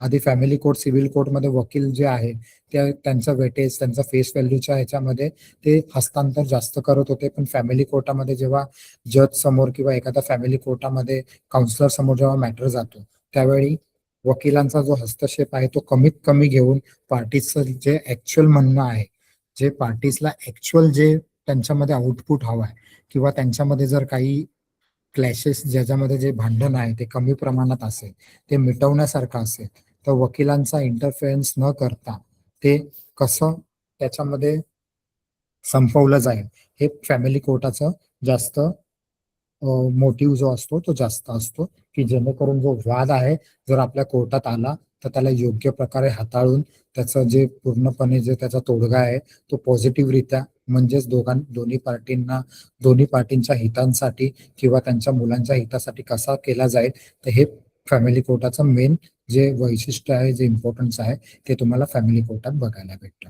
आणि ते इतर कोर्टापेक्षा वेगळं काय आहे तो आज आपण आपल्या अभ्यासक्रमात आपण बघितलं. सिव्हिल कोर्टाच्या आणि क्रिमिनल कोर्टाची आपण तुलना केली, स्टेजेस आपण बघितल्या, स्टेजेस झाल्यानंतर फायनल जजमेंट झाल्यानंतर एक्झिक्युशनचा जो पार्ट असतो तो का करणं इम्पॉर्टंट आहे किंवा एखाद्या पार्टीजला जर वाटलं की आपल्या विरोधात जर जजमेंट किंवा डिक्री जात आहे तर त्या डिक्रीला अपील करून त्याच्यामध्ये योग्य तो आपण न्याय किंवा स्टे आपण कसा घेऊ शकतो त्याच्याबद्दल आपण माहिती घेतलं. आता इन डिटेल आपण ह्याचं स्टेप वाईज किंवा एखादा तुमचं फायलिंग किंवा ड्राफ्टिंग करताना कसं घ्यायचं ते आपल्या उद्यापासूनच्या लेक्चरमध्ये आपण इन डिटेलमध्ये आपण जाऊया. आज आपण फॅमिली कोर्टाचा ऍक्च्युअल आराखडा काय आहे, त्याचं स्वरूप कसं असलं पाहिजे, फॅमिली कोर्टामध्ये कशी प्रॅक्टिस चालते, फॅमिली कोर्टात गेल्यावर काय तुम्हाला करणं अपेक्षित आहे, कुठल्या स्टेजेसला तुम्ही काय करणं गरजेचं आहे हे आपण एकंदरीत पाहिलं. तर आता या आजच्या लेक्चर रिलेटेड कोणाला जर प्रश्न आहेत तर 1 बाय 1 तुम्ही ते प्रश्न विचारू शकता. सर विचारू मी प्रश्न? Yes madam. Sir family court म्हणजे डायव्होर्सचे जे केसेस आहे ते सिनियर डिव्हिजन कडे पण जातात, म्हणजे फॅमिली कोर्ट जर एकाच परिसरात असेल तर मग ते बरोबर. केव्हा जातात? सिनियर डिव्हिजन कडे का जातात? कारण जे फॅमिली कोर्टाचे जे पण काही ज्युरिडिक्शन आहे ते डिस्ट्रिक्ट कोर्टकडे आहे, ते म्हणजे जेएमएफसी कोर्टाकडे नाही. जसं आपण अटीमध्ये बघितलं, फॅमिली कोर्टाचा जो जज असतात ते जज जे असतात त्यांची प्रॅक्टिस जी असते वकिलीमध्ये 7 वर्ष किंवा ऍज अ ज्युडिशियल ऑफिसर म्हणून 7 वर्ष झालेली पाहिजे. म्हणजे जे त्यांचं डेजिग्नेशन असतं ते डिस्ट्रिक्ट जज म्हणून असतं. त्यामुळे ते सिनियर डिव्हिजनकडे जातात फॅमिली कोर्टाचे मॅटर्स. ओके. अजून एक सर एक प्रश्न, जर तुम्ही जसं तुम्ही सांगितलं व्हीपी साईन करायच्या वेळेस जर कुठला असा पार्टीच्या पक्षामध्ये जर कुठला निर्णय नाही आला तर ते म्हणू शकतात की व्हीपी आम्ही साईन केलाच नाही. पण हो. जर आपण सेफर साईड साठी असं केलं की जेव्हा आपण स्टार्टिंगला व्हीपी हे केलं पण जेव्हा पण ती पार्टी भेटेल तेव्हा आपण व्हीपी साईन करून असं सांगून की ऍडिशनल ऍडव्होकेट पण ह्या केसमध्ये असणार असं साईन करून आपण देऊ शकतो का? नाही देऊ शकत. फॅमिली कोर्टमध्ये तुम्हाला तुमचं ऍज अ ऍडव्होकेट म्हणून जर तुम्हाला यायचं असेल तर सर्वात आधी तुमचं अपॉइंटमेंट ऑफ ऍडव्होकेट करणं गरजेचं आहे. त्याच्यानंतर ज्यावेळी तुम्ही ऍज अ ऍडव्होकेट म्हणून तुम्ही जाता त्यावेळी पार्टी तुमच्यासोबत असणं गरजेचं आहे, की जेणेकरून जी पार्टी आहे त्यांनी तुम्हाला ऑथॉरिटी दिलेली आहे आणि त्यांचं व्हेरिफिकेशन केलं जातं. त्यावेळी जर तुम्ही समजा की ऍडिशनल ऍडव्होकेट म्हणून जाता तर त्यावेळी जो आधीचा ऍडव्होकेट आहे त्यांनी तुम्हाला एनओसी दिलं पाहिजे की तुम्ही याच्यामध्ये अपेअर होऊ शकता, आणि सेम जो तुमचा आहे तुमच्या वकालतनाम्यावर ते ऍडिशनल वकालतनामा तुम्ही लिहून टाकू शकता आणि तुमचा जो पक्षकार आहे त्याची सही घेऊ शकता. ओके. मग आपण ऍडिशनल वकालतनामावरती नेहमी हेच करावं लागेल का अपॉइंट करण्यासाठी ते ऍप्लिकेशन देणं मॅन्डेटरी आहे? ऍप्लिकेशन तुम्हाला अपॉइंटमेंटसाठी देणं म्हणजे तुम्ही दिलेलं सोयीस्कर राहील, जेणेकरून पार्टी जे ऍप्लिकेशन जे अपॉइंटमेंट ऑफ ऍडव्होकेटचं जे ऍप्लिकेशन असतं ना ते पार्टीचं असतं इन पर्सन, त्याच्यावर ऍडव्होकेट साईन नाही करत. जेणेकरून तुमचं जे अपॉइंटमेंट आहे ते योग्य पद्धतीने झालेली आहे आणि तुम्ही या मॅटरमध्ये जे आहे ते ऑथोराइज पर्सन म्हणून अपिअर होत आहे. कारण मी तुम्हाला जसं लेक्चरमध्ये सांगितलं की ह्याच्यामध्ये जे आहे तुमच्या फॅमिली कोर्टामध्ये पार्टीजला जास्त प्रायोरिटी दिली जाते, नंतर तुम्हाला ऍडव्होकेट म्हणून तुम्हाला प्रायोरिटी दिली जाते. त्यामुळे पार्टीजचं म्हणणं आधी कन्सिडर करणं, जर ते तुमच्या अगेन्स्ट काही एलिगेशन टाकत असतील घेत असतील तर त्यांना आधी कन्सिडर केलं जाईल, नंतर तुमचं म्हणणं ऐकून घेतलं जाईल.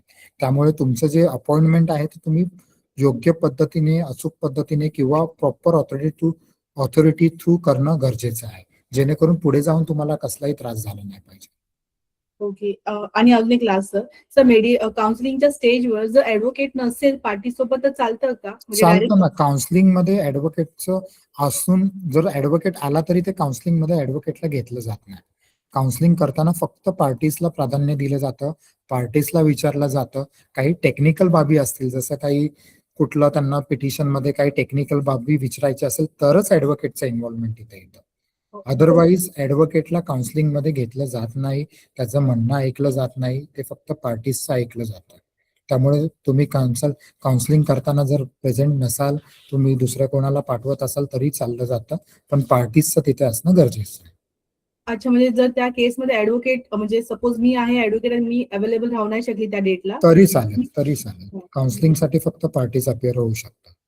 Okay. Thank you sir. Yes. Hello sir. Yes madam. तर माझा एक क्वेश्चन असा आहे की बऱ्याच वेळा आपण ज्यावेळेस पिटिशन दाखल करतो त्याच्यानंतर समन्स समोरचा घेतच नाही, म्हणजे बऱ्याच वेळा तो रिटर्न येतो, कधी कधी पोस्टमॅनला सुद्धा मॅनेज केलं जातं, असे 1-2 वर्ष निघून जातात.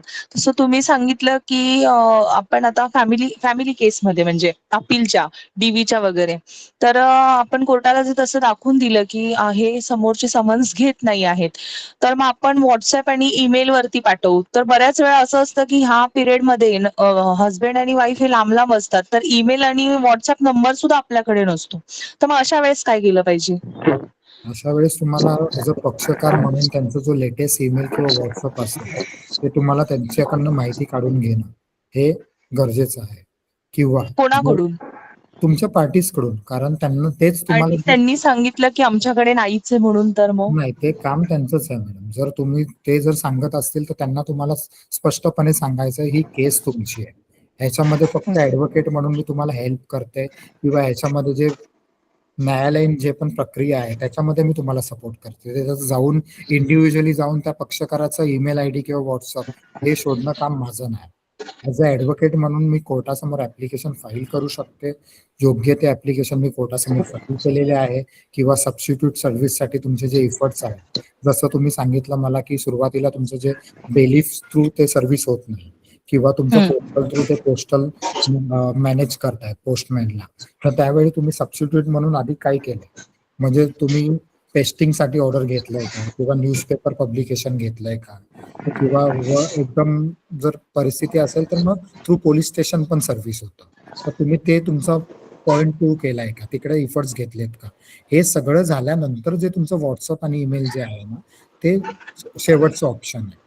जर हे सर्व केल्यानंतर जर तुम्ही व्हॉट्सअप ईमेल साठी जाता तर ते कोर्ट अलाउ करतं, अदरवाईज कोर्ट नाही करत तुम्हाला. आणि ह्याच्यामध्ये तुम्ही व्हॉट्सअप आणि ईमेल घेऊन जात असेल तर ते पूर्णपणे काम जे आहे ते पक्षकाराचं आहे, ते पक्षकाराने शोधून आणायचं आहे. कारण उद्या जर तुम्ही तुमच्या पद्धतीने जर व्हॉट्सअप नंबर किंवा ईमेल ऍड्रेस शोधला आणि माहित पडला की तो त्या व्यक्तीचा नाही, तर ह्याची पूर्णपणे जबाबदारी कोण घेणार. त्यामुळे ही माहिती ओके. तुम्ही त्यांच्याकडूनच घेणं अपेक्षित आहे. आणि मग ही नोटीस हा पक्षकार समोरच्या पार्टीला देणार की आपण वकील म्हणून पण देता येऊ शकतं? नाही, कोणती नोटीस बोलताय मॅडम तुम्ही? समन्सची. समन्स जे आहे ते समन्स. कोर्टा थ्रू जातं. म्हणजे तुम्ही ज्यावेळी पिटिशन फाईल करताना तेव्हा कोर्टामध्ये कोर्टा थ्रू कोर्टाच्या लेटर हेडवर कोर्ट तुम्हाला जे आहे समन्स बनवून देतं. ते पोस्टल जे आहे ते स्टॅम्प वगैरे मारून देतं. जे रिटर्न जे जातं पोस्टल ते कोर्टामध्येच जातं. म्हणजे जर बाय पोस्ट जायचं असेल तर. जर बेलिफ थ्रू जायचं असेल तर योग्य त्या ज्युरिडिक्शन मध्ये म्हणजे तुम्हाला तिथे जाऊन इन्क्वायरी करावी लागते की या एरियासाठी कोर्टामध्ये हा बेलिफ आहे. तर त्या बेलिफला तुम्ही कोऑर्डिनेट करून त्या बेलिफला ऍड्रेस समजावून त्या बेलिफला ते summons along with your petition copy बरोबर देऊन ते बेलिफने तिथे जाऊन सर्व्हिस करणं गरजेचं आहे. आणि व्हॉट्सअप नंबर आणि ईमेल वर जर द्यायचं असेल तर मग कसं? ते सबस्टिट्यूट सर्व्हिस मध्ये आता त्याच्यामध्ये तुम्हाला सेपरेट ऍप्लिकेशन करावं लागतं की तुम्ही जे आहे जी प्रायमरी सर्व्हिस जी केली थ्रू बेलिफ थ्रू पोस्ट किंवा ऍडिशनल सबस्टिट्यूट सर्व्हिस मध्ये जे तुम्ही केलं त्या सर्व गोष्टी पूर्णपणे फेल झाल्या आणि त्यामुळे तुम्हाला हे जे आहे ऍज अ ऍडिशनल सर्व्हिस म्हणून इलेक्ट्रॉनिक सर्व्हिस म्हणून ह्या ईमेल आयडीवर आणि ह्या व्हॉट्सअपवर तुम्हाला ही गोष्ट करायची आहे. त्यावेळी जेव्हा कोर्ट अलाउ करताना त्यावेळी तुम्ही तुमच्या नंबर मधून ते तुम्ही सर्व्हिस करू शकता आणि कोर्टाला दाखवू शकता की ही सर्व्हिस आम्ही केलेली आहे आणि त्यावेळी तुमचं समन्स जे आहे ते सर्व्हिस झालं म्हणून कोर्ट कन्सिडर करतं. ओके, म्हणजे आपण ऍडव्होकेट म्हणून पाठवतो की पक्षकार पाठवावं लागतं? पक्षकाराने पाठवावं किंवा ऍडव्होकेटनी पाठवावं, पण जे पण पाठवतात तर त्यांनी त्यांचा ईमेल आयडी पूर्णपणे दाखवणं म्हणजे किंवा त्यांचं जे व्हॉट्सअपचं जे हिस्ट्री आहे की त्यांनी पाठवलेलं आहे ते प्रूव्ह करणं ते त्यांना गरजेचं आहे. तुमचं अटॅचमेंट मध्ये तुमचा ईमेल टाकू शकता, तुम्ही व्हॉट्सअप चॅट टाकू शकता. ओके. आणि दुसरं मला हे विचारायचं होतं की ज्यावेळेस एव्हिडन्सची स्टेज येते म्हणजे रिटर्न स्टेटमेंट वगैरे दिलं जातं आणि एव्हिडन्सची स्टेज येते, जर पिटिशनर आधी एव्हिडन्स दाखल करणार आणि त्याच्यावरती रिस्पॉन्डंट उलट तपास वगैरे करणार, बरोबर? बरोबर. आणि त्याच्यानंतर रिस्पॉन्डंट एव्हिडन्स दाखल करणार आणि मग पिटिशनर त्याच्यावरती उलट तपास करणार, अशी स्टेज आहे ना? Yes yes. जो केस फाईल करतो ना त्याला आधी एव्हिडन्स लीड करायचा, पिटिशनरला आधी एव्हिडन्स लीड करायचा. अच्छा. आता मी बऱ्याच केसमध्ये असं बघितलंय की आपण पिटिशनर एव्हिडन्स फाईल करतो आणि त्याच्यानंतर त्याच्यावरती क्रॉस घेतलं जातं, पण रिस्पॉन्डंट जे आहे ते एव्हिडन्स दाखल करतच नाही. ऍट द स्टेज ऑफ आर्ग्युमेंटच्या स्टेजला ते डायरेक्ट येऊन एव्हिडन्स देतात. तर मग ही प्रोसिजर करेक्ट आहे का? आर्ग्युमेंट स्टेजला नाही येऊ शकत. सर्वात आधी तर बघा, तुम्ही ज्यावेळी इश्यूज फ्रेम होता नाही ऍज पर इश्यूज तुम्ही एव्हिडन्स दाखल करता, ज्यावेळी जो पहिला पक्षकार असतो जो पिटिशनर असतो ते पिटिशनरचं ज्यावेळी एव्हिडन्स संपतं तर त्यावेळी क्लोजिंग प्रोसेस दाखल करणं गरजेचं असतं. तो जेव्हा क्लोजिंग प्रोसेस दाखल करतो की बाबा माझा एव्हिडन्स पूर्णपणे संपलेला आहे, या व्यतिरिक्त माझ्याकडे कोणताही एव्हिडन्स नाही, तर त्यावेळी रिस्पॉन्डंटला अपॉर्च्युनिटी दिली जाते की तुम्ही तुमचा एव्हिडन्स दाखल करा. आणि रिस्पॉन्डंट जर असं सांगत असेल की बाबा मला माझा एव्हिडन्स दाखल नाही करायचा, तर सेम प्रोसिजर त्याला फॉलो करावी लागते. त्याला क्लोजिंग प्रोसेस द्यावं लागतं, त्याचा एव्हिडन्स क्लोज करावं लागतं, किंवा त्याचं इंटेन्शन नाही कुठलं एव्हिडन्स लीड करायचं अशी प्रोसेस देऊन क्लोजिंग एव्हिडन्स टाकावं लागतं, आणि त्यानंतरच तुमचं आर्ग्युमेंट सुरू होतं.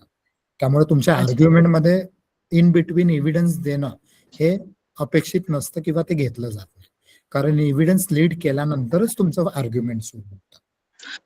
की आता मी डिवोर्सची एक केस आहे त्याच्यात असंच बघितलं, पिटिशनने एव्हिडन्स दिले, त्याच्यावरती एव्हिडन्स क्लोजची पुर्षीच दाखल केली पिटिशनरच्या वकिलांनी. रिस्पॉन्डंट कडून काही एव्हिडन्स आलाच नाही.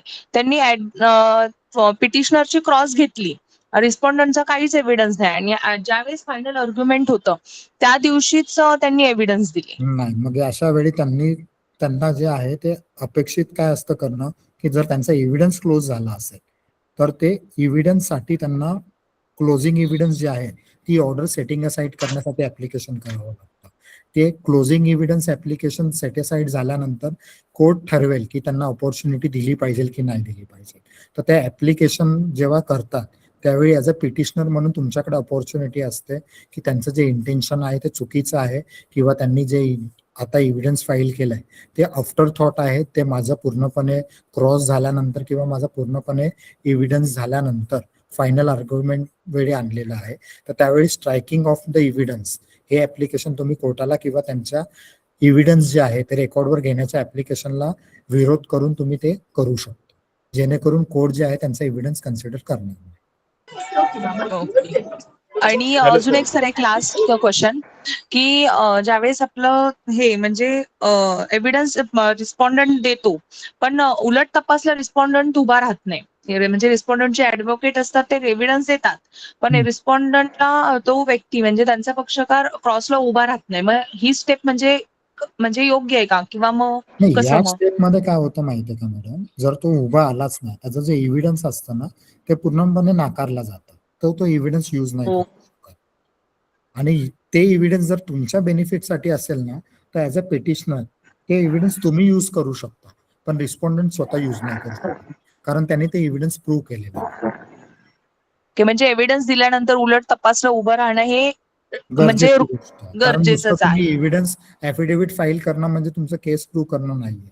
जर तुम्ही एव्हिडन्स नाही दिला तर ते एव्हिडन्स क्लोज होतं आणि ते पूर्णपणे नाकारलं जातं, ते कन्सिडर केलं जातं. पण त्याचा ऍडव्हर्स इंटरफेरन्स होतो, त्या दुसऱ्या पार्टीला त्याचा फायदा तो घेऊ शकतो.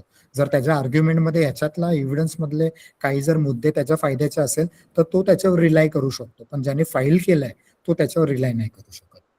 ओके, म्हणजे पिटिशनरच्या वकिलांनी आर्ग्युमेंटच्या वेळेस त्याच्यावरती पॉइंट घ्यायचे की बाबा ह्यांनी ही गोष्ट सिद्ध केली नाही, त्यामुळे ह्यांचा किंवा उलट तपासाला हे उभं राहिले नाही तर हा कन्सिडर करण्यात येऊ नये. बरोबर, आणि त्याच्यामध्ये जर तुमच्या बेनिफिशियल साठी काय पॉइंट असेल ते तुम्ही घेऊ शकता. आणि मल्टिपल जजमेंट्स पण आहे याच्यावर की एव्हिडन्स कसा लीड केला जातो आणि या सिच्युएशन मध्ये त्याचा जो एव्हिडन्स असतो तो कन्सिडर कसा नाही केला जावा म्हणून. हे 1-2 जजमेंट मी शेअर करेल की जेणेकरून तुम्हाला एव्हिडन्सचं जे प्रोसिजर आहे ते पूर्णपणे समजेल.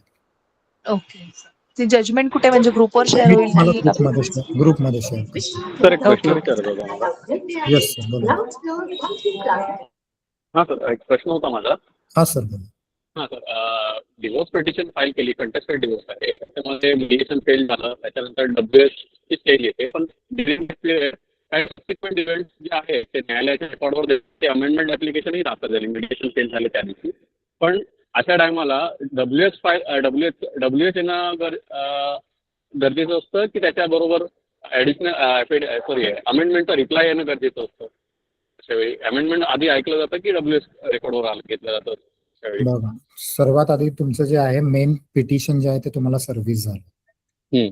तुम्हाला मेन्स पिटिशन ज्या दिवशी सर्व्हिस होतं म्हणजे समन्स तुम्हाला मिळतात, तुमचं जे WS चा प्रोसिजर आहे, जो लिमिटेशन आहे तो त्या दिवसापासून सुरू होतो. तर त्या दिवसानंतर जर तुम्ही असं बोलाल की आता ह्याच्यामध्ये ऍडिशनल अमेंडमेंट पिटिशन पण ते देणार होते म्हणून मला हा वेळ गेला, तर ते चुकीचं आहे. तुम्हाला अमेंडमेंट दाखल झाली, त्याच्यामध्ये अमेंडमेंट दाखल केली, अदर साइडला स्टे साठी ठेवलं होतं, त्याच्यामध्ये WS ही नाही आलं आणि अमेंडमेंटचा रिप्लाय नाही आला. नाही, पिटिशन मध्ये रिटर्न स्टेटमेंट आली नाही, हा एक पॉइंट झाला. बरोबर, हा एक पॉइंट झाला. सेकंड पॉइंट आहे की अमेंडमेंट झाली की ऍप्लिकेशन आहे. अमेंडमेंट अलाव नाही झाले, अमेंडमेंट दाखल करण्यात आली. काही सबसिक्वेंट इव्हेंट म्हणजे त्या पिटिशन दाखल केल्यानंतर जे काही फॅक्ट्स आहेत त्याच्यानंतरचे ते म्हणजे जे गंभीर नाही, फॅक्ट्स असतील त्याच्यासाठी काय असते सर, एक प्रोसिजर असते. जर तुम्ही पिटिशन दाखल केलं, त्या पिटिशन मध्ये जर तुम्हाला अमेंडमेंट टाकायची असेल तर तुम्हाला एक ऍप्लिकेशन मूव्ह करावं लागतं फॉर अमेंडमेंट. हा. ज्यावेळी ते ऍप्लिकेशन अलाव होतं त्यावेळीच ती अमेंडमेंट रेकॉर्डवर येते. करेक्ट. त्यांच्या ऍप्लिकेशन बरोबर जरी त्यांनी सबसिक्वेंट फॅक्ट टाकू, शेड्यूल टाकू किंवा काही टाकू, हा. जोपर्यंत ते ऍप्लिकेशन अलाव होत नाही, जोपर्यंत ते पिटिशन अलाव होत, जे ऍप्लिकेशन अलाव झाल्यावर ते पिटिशन अमेंडमेंट होत नाही, तोपर्यंत तुम्हाला त्याला कोणताही रिप्लाय द्यायचा नाही, कोणतेही रिटर्न स्टेटमेंट फाईल करायचं नाही. म्हणजे त्याच्यामध्ये- त्याचा रिप्लाय म्हणजे पहिला त्याचं अमेंडमेंट अलाव होणं गरजेचं आहे की WS येणं गरजेचं आहे त्याच्या अशा कंडिशन मध्ये? या कंडिशन मध्ये तुम्ही कोणासाठी, आम्ही पेटिशनरसाठी आहे, आम्ही अमेंडमेंट पण दाखल तुम्ही केले. पिटिशनरसाठी आहे ना, तर तुम्ही सर्वात आधी जे आहे ते नो WS चं ऍप्लिकेशन करा. जर 30 दिवसाच्या आत दिला नाही किंवा मेडिएशन नंतर दिला नाही, मेडिएशन नंतर मोर दॅन 90 डेजचा पिरियड झालेला आहे हो आता. चालेल ना, हो हो, ते तुम्ही तुमच्या नो WS च्या ऍप्लिकेशन मध्ये पूर्ण माहिती लिहा की किती वेळ झाला, सर्वात आधी समन्स कधी मिळालं, त्याच्यानंतर तुम्हाला मेडिएशन साठी कधी ठेवलं, त्याचा अपियर कधी झाला, तो अपिअरन्स प्रोसेस कधी फाईल झाला, हे सर्व इव्हेंट्स, हे सर्व तुमचे डेट अँड इव्हेंट्स आहेत ना, ते तुम्ही तुमच्या नो WS च्या ऍप्लिकेशन मध्ये टाका. एकदा ते अलाउ झालं ना तर तुम्ही पुढे जाऊ शकता. बाकी अमेंडमेंट वगैरे तुम्ही नॉर्मली करू शकता. ओके. त्यामुळे ते अमेंडमेंट ऍप्लिकेशन अलाउ झाल्यानंतर ते तुम्हाला सर्व्हिस करायचं आणि नंतर परत त्याचा रिप्लाय द्यायचा. Okay. Hello sir. Hello. Yes. Hello. ऐकू येतं सर? हो हो, बोला ना. सर, ते सबस्टिट्यूट ऍप्लिकेशन व्हॉट्सअपसाठी म्हणजे आपण एखादा समन्स सर्व केला आणि तो समजा की सगळ्यात शेवटी आपण असं म्हणतं की सबस्टिट्यूट ऍप्लिकेशन दाखल करून मग कोर्टाला सांगायचं की बाबा आम्ही व्हॉट्सअप ग्रुप पाठवलेला आहे, त्याचं ऍप्लिकेशनचा फॉर्मॅट सर ग्रुपवरती शेअर करा. आणि काल एक मेमो ऍपरन्स सांगितलं होतं त्याचा एक फॉर्मॅट शेअर करा सर. हा, काल आणि थोडं दुसरी गोष्ट टेक्निकल अशी रिझन सर, नाही करता आलं, हो नाही असं नाही, पण करायचं काय अडचण तुमचं नाही. मेमो मी लिहून घेतो, कालचा memo of appearance. Memo app appearance already application मध्ये अलाउ केला आहे, अपलोड झाले ते ऍप्लिकेशन मधून चेक करा एकदा. हो, आणखी सर दुसरा पार्ट असा आहे की आता ते सबस्टिट्यूट ऍप्लिकेशन एक कसं हे करा. आणि दुसरा पार्ट त्यामध्ये असा आहे सर की 65B चं सर्टिफिकेट द्यावं लागेल का मग व्हॉट्सअप ऍप केल्यानंतर? हो, तुम्ही जर सर्व्हिस अटॅचमेंट मध्ये तुमचा ईमेल किंवा तुमचं व्हॉट्सअपचं चॅट जे देताय ना, तर त्यासाठी तुम्हाला एक सर्टिफिकेट द्यावं लागेल की या फोनमधनं या डिव्हाइस मधनं मी पाठवलंय आणि ह्याच्यामधला जो कंटेंट आहे तो ट्रू आहे म्हणून. तर ह्याच्यासाठी तुम्हाला ते द्यावं लागेल.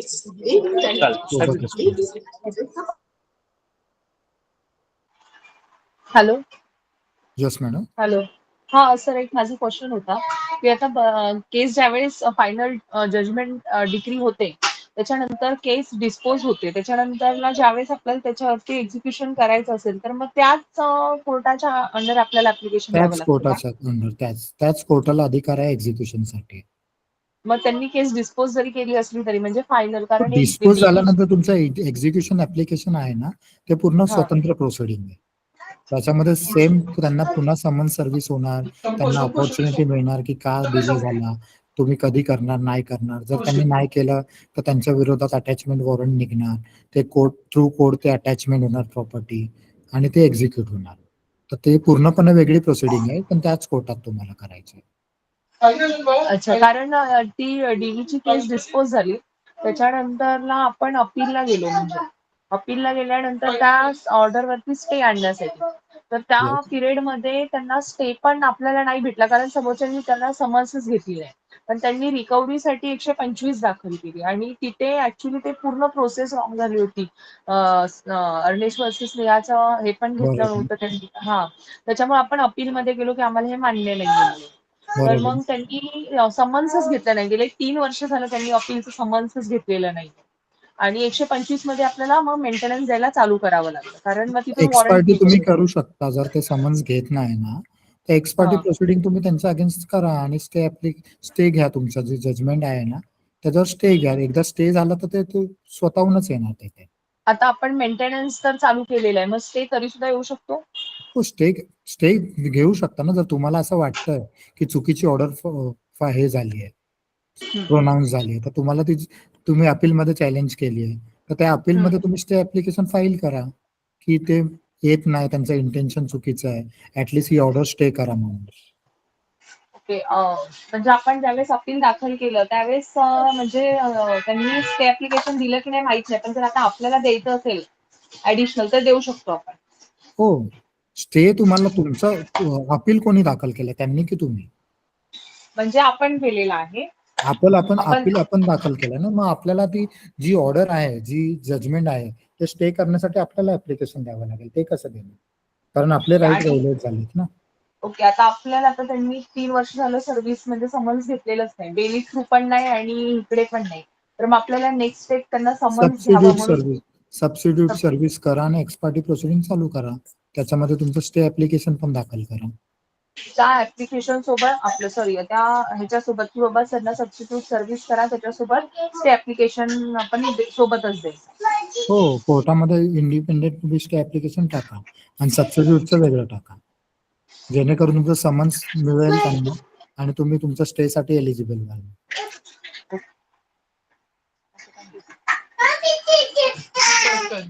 येस.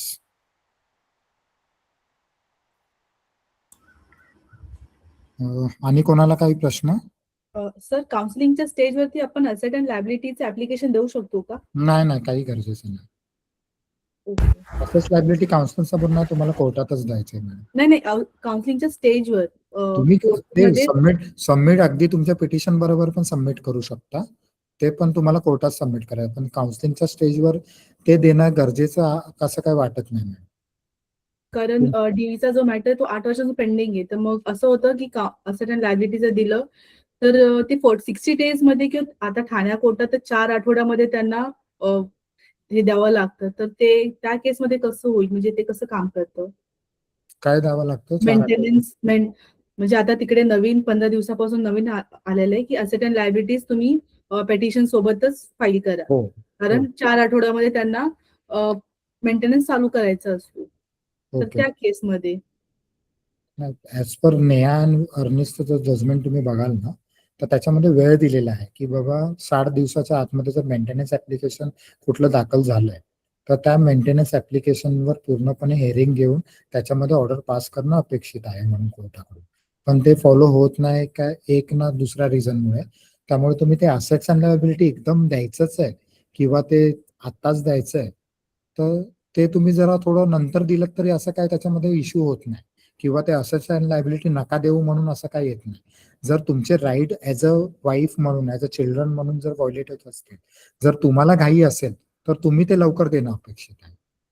जर तुम्हाला घाई नसेल तर एखादा महिना सोडून तुमचं ज्यावेळी काउन्सिलिंग आहे तुम्ही त्यावेळी बोलू शकता, काउन्सिलर समोर चालू आहे किंवा मेडिएशन आहे किंवा आउट ऑफ कोर्ट सेटलमेंट चालू आहे, तर त्यावेळी थोडाफार डिले अलाव केला जातो. असं काही गरजेचं नाही की तुम्हाला ते 30 दिवसातच द्यायचं. अच्छा, नाही आम्हाला घाईचं आहे तर त्याच्यामुळे. हो, मग त्यामुळे तुम्ही ते देऊन टाका, कारण तुम्हाला तुमचं मेंटेनन्स ऍप्लिकेशन चालवायचं. हो, येस, थँक्यू. येस. सर, अजून एक की आपल्या फॅमिलीच्या केसमध्ये म्हणजे डीव्हीच्या किंवा 490च्या कोणत्याही केसमध्ये बऱ्याच वेळा असं होतं की केसचा अंतिम टप्पा येतो. अंतिम टप्पा आल्यानंतर एखाद्या पार्टीला वाटतं की आपल्या बाजूने निकाल नाही लागू शकत, समोरच्या पार्टीचा लागू शकतो, तर मग वाईफ कडून किंवा हस्बंड कडून एक स्टेटमेंट येतं की आम्ही नांदवायला तयार आहोत आणि मी पण नांदायला तयार आहे, आणि एक पार्टी हे करतो, अपोज करतो, आता नाही या स्टेजला. तर या स्टेजला काय करावं? जर तुम्हाला असं वाटत असेल की खरंच सेटल होणार असेल, तर योग्य ते कन्सेंटम बनवून ते मॅटर संपवा. आणि जर तुम्हाला वाटत असेल की त्यांचं इंटेन्शन चुकीचं आहे, त्यावेळी अपफ्रंट त्यांचं जे प्रपोजल आहे ते तुम्ही रिजेक्ट करून तुम्हाला केस चालवायचं आहे असं तुम्ही कोर्टाला बोलू शकता. Yes. सर, कन्सर्न टर्मचा फॉर्मॅट पण तुम्ही द्याल का? कन्सेंटम त्या पार्टीच्या प्रमाणे ड्रॉन होतात मॅडम. आता कोणाला एकच लाईन टाकायची कन्सेंटम मध्ये, मग ते एकच टाकणार. त्या पार्टीचं देवाणघेवाण काय, त्यामध्ये काय अंडरस्टँडिंग आहे, त्या सर्व गोष्टीवर ते कन्सेंटम ड्रॉन होतात. ते तुम्ही जर काउन्सिलर समोर ड्रॉन हे करत असाल तर काउन्सिलिंग जो करतो तो काउन्सिलर पण बनवून देतो, मीडिएटर समोर करत असाल तर मीडिएटर पण बनवून देतो, किंवा ॲज अ ॲडव्होकेट किंवा ॲज अ थर्ड पर्सन म्हणून तुम्हाला करायचं आहे तर ते तुम्ही करू शकता. पण ते डिपेंड करतं दोन्ही पार्टीजवर. तर त्याचा असं काही पर्टिक्युलर फॉर्मॅट नसतो. Okay sir. Hello sir. हा बोला सर. हा जेव्हा वाईफच्या साईडने आपण क्रुएलिटी किंवा अडल्टरीच्या ग्राउंडवरती डिवोर्स पिटिशन फाईल केलं जातं तेव्हा जे प्रूफ किंवा एव्हिडन्स असतात ते अलॉंग विथ पिटिशन फाईल केले जातात की ते नंतर फाईल केले जातात? बघा, तुमचं जे कंप्लेंट आहे त्याच्यामध्ये पूर्ण अवरमेंट्स असणे, म्हणजे तुम्ही जर अडल्टरी किंवा मग तुमचं कुठला सेकंड ग्राउंड बोललात तुम्ही, क्रुएलिटी, क्लिअरिटी, ते जर तुम्ही घेत असाल तर त्याच्या बेसवर तुमचे जे अवरमेंट्स आहे ते पूर्णपणे तुमच्या पिटिशन मध्ये येणं गरजेचं आहे. जरी तुमच्याकडे त्यावेळी एव्हिडन्स नसते पण त्या घटनेबद्दल, त्या झालेल्या गोष्टीबद्दल तुमचं अवरमेंट्स जे आहे ते तुमच्या पिटिशन मध्ये येणं गरजेचं आहे. जर ते तुमचे अवरमेंट्स तुम्ही पिटिशन मध्ये टाकले तर ते तुम्ही एव्हिडन्सच्या वेळी तुम्ही त्या सपोर्ट मध्ये तुम्ही एव्हिडन्स टाकू शकता ऍट स्टेज ऑफ एव्हिडन्स. पण सुरुवातीला जर पिटिशन मध्ये जर तुम्ही बोलत असाल की तुम्हाला एव्हिडन्स टाकायचं तर तुमचं अवरमेंट्स असणं गरजेचं आहे त्या गोष्टीबद्दल. म्हणजे ऑल ऑफ सडन तुम्ही दुसरं काहीतरी गोष्ट अशा टाकू नाही शकत जे त्याच्याबद्दल तुम्ही तुमचं अवरमेंट्सच तुमच्या पिटिशन मध्ये नाही. तर फक्त अवरमेंट्स तुम्ही तुमच्या पिटिशन मध्ये टाका आणि एव्हिडन्स तुम्हाला लेटर ऑन फाईल करायचं तेव्हा तुम्ही तुमच्या एव्हिडन्स मध्ये सांगा की तुमच्या पिटिशन मध्ये तुम्ही हा मुद्दा घेतलेला आहे. ओके.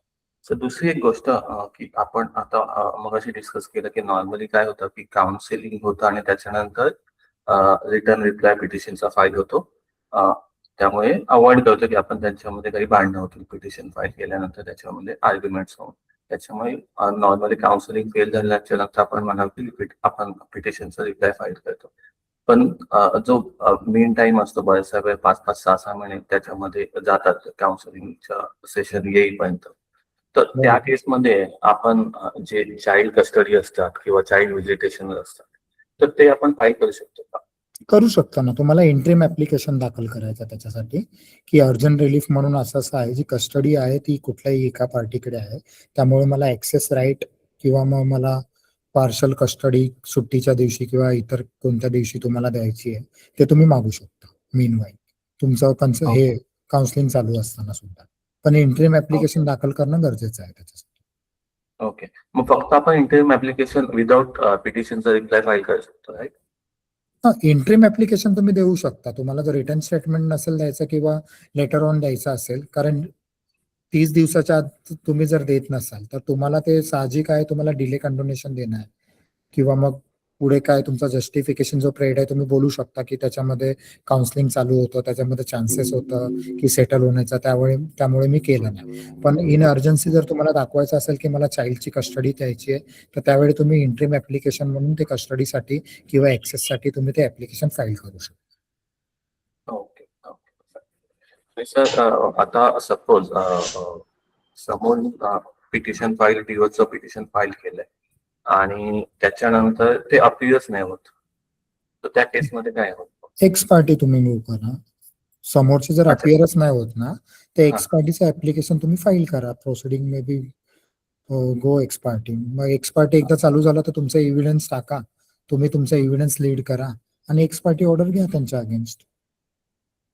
ओके. पण त्या केसमध्ये हजबंड साईडला काय बेनिफिट होणार? कारण डिवोर्स पिटिशन त्यांनी फाईल केलं, राईट? आपण एक्स पार्टी केलं तर त्या केसमध्ये मला सांगा की हजबंडने डिवोर्स पिटिशन फाईल केलं, ह्याच्यामध्ये वाईफने त्या प्रपोजल हे केलं, पिटिशन फाईल केलं डिवोर्ससाठी की हा प्युअरिटी करतो म्हणून, ठीक आहे. आणि त्याच्यानंतर समज नंतर अपियर झाल्यानंतर ते येतच नाही, म्हणजे मग तुम्हाला आता सध्या काय हवं? तुम्हाला डायव्होर्स हवाय की नको? नाही, डायव्होर्स आपल्या साईडने नको. मग डिसमिसल साठी तुम्ही जा सरांचं. ओके. डिसमिसल ऍप्लिकेशन काढा की या दिवशी सर्व्हिस झालं, त्या दिवसानंतर आजपर्यंत हे जे आहे पिटिशनर आलेलं नाही, त्यामुळे petition may be for want of prosecution बोलतात त्याला. तुम्ही डिसमिसल साठी जाऊ शकता त्या केसमध्ये. एकदा केस डिसमिस झाला म्हणजे डायव्होर्सचा काही संबंधच नाही त्याच्यात. त्याच्यासाठी काही लिमिट्स आहे का? म्हणजे नंबर ऑफ टाइम्स ते अपियर नाही, तुम्ही अपफ्रंट करू शकता की तुम्ही कोर्टाला इंटेन्शन दाखवलं की बाबा ह्या ज्युरिडिक्शन मध्येच राहत असून यांनी फक्त आम्हाला मानसिक त्रास देण्यासाठी जे पिटिशन आहे ते फाईल केलेलं आहे आणि यांना काही इंटरेस्ट नाही ते पिटिशन चालवण्याचा, असं तुम्ही ऍप्लिकेशन बनवून ते डिसमिसलसाठी तुम्ही देऊ शकता. एकंदरीत कोर्ट पूर्णपणे बघेल की किती टाइमापासून ते अपेअर होत नाही किंवा तुम्ही किती वेळा आलात, किती वेळा नाही आलात, आणि ते 1-2 अपॉर्च्युनिटी देतील त्यांना रिप्लाय फाईल करण्यासाठी. जर ते तेव्हा पण नाही आले तर मग ते डिसमिस करून टाकतील petition. Okay, thank you sir. Sir या केसमध्ये पेनल्टी लागते का मग, ज्याने केस फाईल करून तो स्वतः येत नाही तर आपण ते करू शकतो? जनरली फॅमिली कोर्टमध्ये नाही लावत, जनरली नाही लावत. ओके. तर एक प्रश्न होता, जर Yes. रिस्पोंडंटने डब्ल्यूएस फाईल केला 30 दिवसाच्या आणि काही मुद्दे त्याचे राहिले डब्ल्यूएस मध्ये, तर त्याला सप्लिमेंटरी डब्ल्यूएस हे करता येतं का? ऍडिशनल डब्ल्यूएस फाईल फाईल करू करता येतं. शकतो तो, ऍडिशनल डब्ल्यूएस. ऍडिशनल त्याला पण त्याला ऍडिशनल टाइम डब्ल्यूएस पिरियड 90 मध्ये त्याला एक हा. ऍप्लिकेशन फाईल करावं लागतं की मला हे ऍडिशनल बरं. डब्ल्यूएस फाईल करायचं आहे, माझे जे मुद्दे का हो. राहिले आणि काय रिझन्स आहे त्याच्यामध्ये, सबसिक्वेंट इव्हेंट्स असतील, नंतर झालेले असतील, त्यावेळी एव्हिडन्स अवेलेबल नसेल किंवा काय नाही, तर त्या गोष्टी तो त्याच्या ऍप्लिकेशन मध्ये घेऊ शकतो. ज्यावेळी तुमचं ऍप्लिकेशन अलाव होतं ना, त्यावेळी तुमचा ऍडिशनल हो. एव्हिडन्स रेकॉर्डवर जातो. Okay okay, thank you. सर ह्याच्यामध्ये काही मग गॅप, म्हणजे समजा मेन डब्ल्यूएस आपण फाईल केलं त्यानंतर काही गॅपच्या आधीच करायचं असतो का, म्हणजे टाइम लिमिट काय असतं? नाही, त्याच्यामध्ये कधीही करू शकता, ज्यावेळी तुम्हाला वाटेल की काही सबसिक्वेंट इव्हेंट झालेले आहे आणि ते घेणं गरजेचं आहे. पण तुमच्या त्या ऍप्लिकेशन मध्ये का गरजेचं आहे ते तुम्हाला प्रूव्ह करणं गरजेचं आहे. ज्यावेळी ते तुमच्या कुठल्या स्टेजला तुम्ही कोणत्याही स्टेजला time करू period- शकता. समजा हो, करू एव्हिडन्स शकतो ना? स्टेजला काही हो. गोष्टी असतात की एव्हिडन्स ते कन्सिडर नाही करत आहे, तर त्या स्टेजला पण तुम्ही जर खरंच तुमचं जे सबसिक्वेंट इव्हेंट त्या डेट नंतर झालाय, तुमचं डब्ल्यूएस हो. फाईल केल्यानंतर झालाय, तर त्या स्टेजलाच हं. तुमचं ते अलाव केलं जातं. तुम्ही जर बोलाल की नाही हो. मला टाइमपास करायचं म्हणून करायचं आहे आणि तुम्ही बोगस हो. ऍप्लिकेशन देत असाल तर ते अलाव हं. केलं जात नाही. कोर्टाला तुमचं जे Sufficient. इंटेन्शन आहे ते लक्षात येतं की, आणि ते तुमचं ऍप्लिकेशन रिजेक्ट करतात. Sufficient reason. Yes, okay okay, sufficient reason देणं गरजेचं आहे. बरोबर. थँक्यू. येस. सर जर एक समज दिलाय, म्हणजे पोलिसां थ्रू ते रिपोर्ट आला नाही अजून, पण रिपोर्ट येण्याच्या आधी जर पार्टी आणि त्याचे ऍडव्होकेट हजर राहिले आणि ते जर कॉपी मागतायत आणि त्यांना सांगितलं असं की तुम्ही पोलीस स्टेशन मधून घ्या, तर चालतं का की आपल्याला? नाही, जर ते हजर झाले तर देऊन टाका ना, तुम्ही कशाला वाढवताय तेव्हा तुमचं हे? ओके. तुम्हाला ते अपेअर झाले त्याच्यानंतर तुमचं केस चालण्यामध्ये तुम्हाला इंटरेस्ट आहे की ते पोलिसां थ्रू त्यांना समज करण्यात इंटरेस्ट. ओके.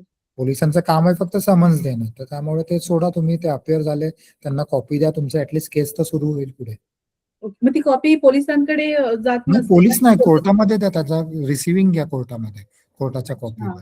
ओके. पोलिसांचं पार्ट फक्त समन्स सर्व्हिस करण्यापुरतच आहे. बाकी तुम्ही त्यांना समन्स कोर्टाच्या समोर द्या, त्याच्यावर त्यांचं रिसिव्हिंग घ्या कोर्टाच्या कॉपीवर की या दिवशी मी तुम्ही सर्व्हिस केलं म्हणून. अच्छा, ठीक आहे, थँक्यू. Yes. सर एक लास्ट क्वेश्चन मला कन्फर्म करायचं होतं, आपण ऍज अ ऍडव्होकेट म्हणून स्वतःची केस घेऊ शकतो का, किंवा रिलेटिव्ह मधून, म्हणजे पार्टी इन पर्सन मधून? घेऊ शकता मॅडम, म्हणजे आपले रिलेटिव्ह, भाऊ बहीण कोण असेल किंवा घेऊ वैयक्तिक शकता, काही प्रॉब्लेम नाही. अच्छा, म्हणजे आपण त्याच्यासाठी ऍप्लिकेशन द्यावं लागतं का कोर्टामध्ये, की बाबा माझी अशी नाही, केसेस? त्याच्यामध्ये असं काही नाही. तुमच्या रिलेटिव्हची तुम्ही केस घेता तर काही प्रॉब्लेम नाही. इन पर्सन साठी तुम्हाला ऍप्लिकेशन द्यावं लागतं जर स्वतःची केस लागतात. अदरवाईज म्हणजे कुठलाही माझी वैयक्तिक त्या केसमध्ये सपोज वैयक्तिक आपलं नाव असेल तर पार्टी इन पर्सन मग पार्टी इन पर्सन आहे. त्यांचं ऍप्लिकेशन द्यायचं. आणि हो. जर आपण आपलं त्या केसमध्ये नाव नसेल, आपली भावाची किंवा इतर कोणाची रिलेटिव्हची असेल रक्तसंबंधातून, तर त्याला ऍप्लिकेशन द्यायची गरज? हो, जर त्याच्यामध्ये तुमचं काही अवेअरमेंट नसेल किंवा तुमचा काही पर्सनल इंटरेस्ट नसेल तर तुम्ही वकालतनामा दाखल करून तुम्ही करू शकता. ओके. आणि सर, मग आपण आपलं नाव असेल तर त्याच्यामध्ये आपण इतरांबरोबर सोबत, म्हणजे आपलं नाव विथ इतर रिलेटिव्हचं असेल तर सगळ्यां थ्रू पण प्रेझेंट होऊ शकतात ते ऍप्लिकेशन? नाही, अशा केसेसमध्ये जनरली तुम्ही अवॉइड करा, कारण त्याच्यामध्ये कॉन्फ्लिक्ट ऑफ इंटरेस्ट येतो. तर त्यामुळे तुमचं ते कितपर्यंत कोर्टाचा अप्रोच राहील ते करणं तुम्ही अवॉइड करा. कारण इन पर्सन तुम्ही जाताय, त्याच्यामध्ये तुमची साक्ष जी आहे, तुमचा एव्हिडन्स नोंदवला जाणार, तर त्यामुळे ते तुम्हाला अलाव नाही करणार. इन पर्सन मध्ये फक्त तुम्ही तुमच्यासाठी होऊ शकता, बाकी लोकांसाठी नाही. बाकी लोकांसाठी नाही, बाकी लोकांसाठी एक वकील देणं गरजेचं? हो मॅम, तो तुमच्या म्हणजे आपण विश्वासातला आपल्यासाठी ठेवा. तर जाऊ शकतो. हो, तो तुमच्या विश्वासातला ठेवा किंवा त्याला तुम्ही इन्स्ट्रक्शन द्या, काय करायचं काय नाही करायचं ते तुम्ही करू शकता. पण इंडिपेंडेंटली तुम्ही तुमचा वकालतनामा नाही फाईल करू शकता.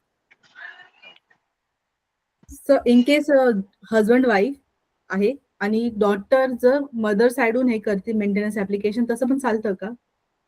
नाही कळालं काय तुमचा प्रश्न. म्हणजे हजबंड मदर फादर आहे, मदर पेटिशनर आहे आणि फादर रेस्पॉन्डेंट आहे, मेंटेनन्सची केस आहे, तर डॉटर ऍज अ ऍडव्होकेट करू शकते का पेटिशनर साइडहून? डॉटर मेंटेनन्स कोणाला पाहिजे? मदरला, पेटिशनरला, आणि मग रेस्पॉन्डेंट फादर असणार आणि ऍडव्होकेट जी आहे ती डॉटर असेल. नाही, तशा केसमध्ये नाही करू शकत मॅडम. मग तशा केसमध्ये काय करता येईल? कारण जर म्हणजे पार्टी इन पर्सन अपिअर करायला सांगा त्यांना, डॉक्युमेंट्स तुम्ही ड्राफ्ट करून द्या. Okay, party in person. हो, कारण तुम्ही तुमच्या आई वडिलांच्या केसमध्ये तुम्ही कसं तुम्ही त्याच्यामध्ये तुमचं पण हे येतं ना, ऍज अ डॉटर म्हणून तुमचं पण पार्ट येतं, तुमची पण रिस्पॉन्सिबिलिटी येते. पण मग ऍडिशनल ऍडव्होकेटचं नाव टाकलं तर तसं चालेल का? ऍडिशनल नाही, तुम्ही त्याच्यात सेपरेट वकालतनामाच दाखल करा ना दुसऱ्याचा. त्याला तुम्ही इन्स्ट्रक्ट करा फक्त काय करायचंय काय नाही. हे सर्व जे कॉन्फ्लिक्ट आहे ना, कॉन्फ्लिक्ट ऑफ इंटरेस्ट, ते टाळण्याचा प्रयत्न करा, जेणेकरून कोर्टाचा जो अप्रोच आहे ना, तर कोर्टाला लगेच इंटेन्शन, जर कोर्टाने तुमचं इंटेन्शन रिव्हील केलं ना, मग ते तुमच्या केससाठी थोडंसं मुश्किल होऊन जातं. पण सर जर म्हणजे ती सेम डीवीची केस 8 वर्षापासून चालली आहे, पण आता लॉस ऑफ ट्रस्ट ऍडव्होकेट वरून म्हणून डॉटर करत असेल, नाही, इन पर्सन करू द्या त्यांना.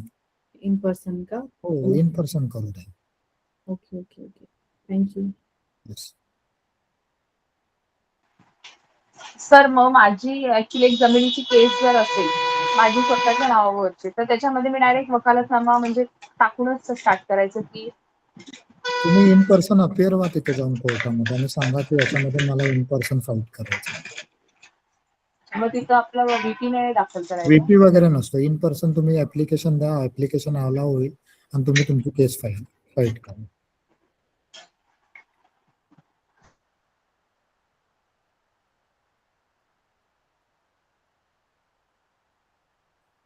आजचे बऱ्यापैकी सर्वच क्वेश्चन कव्हर झालेले दिसत आहेत हो आपले. हो सर, हो हो.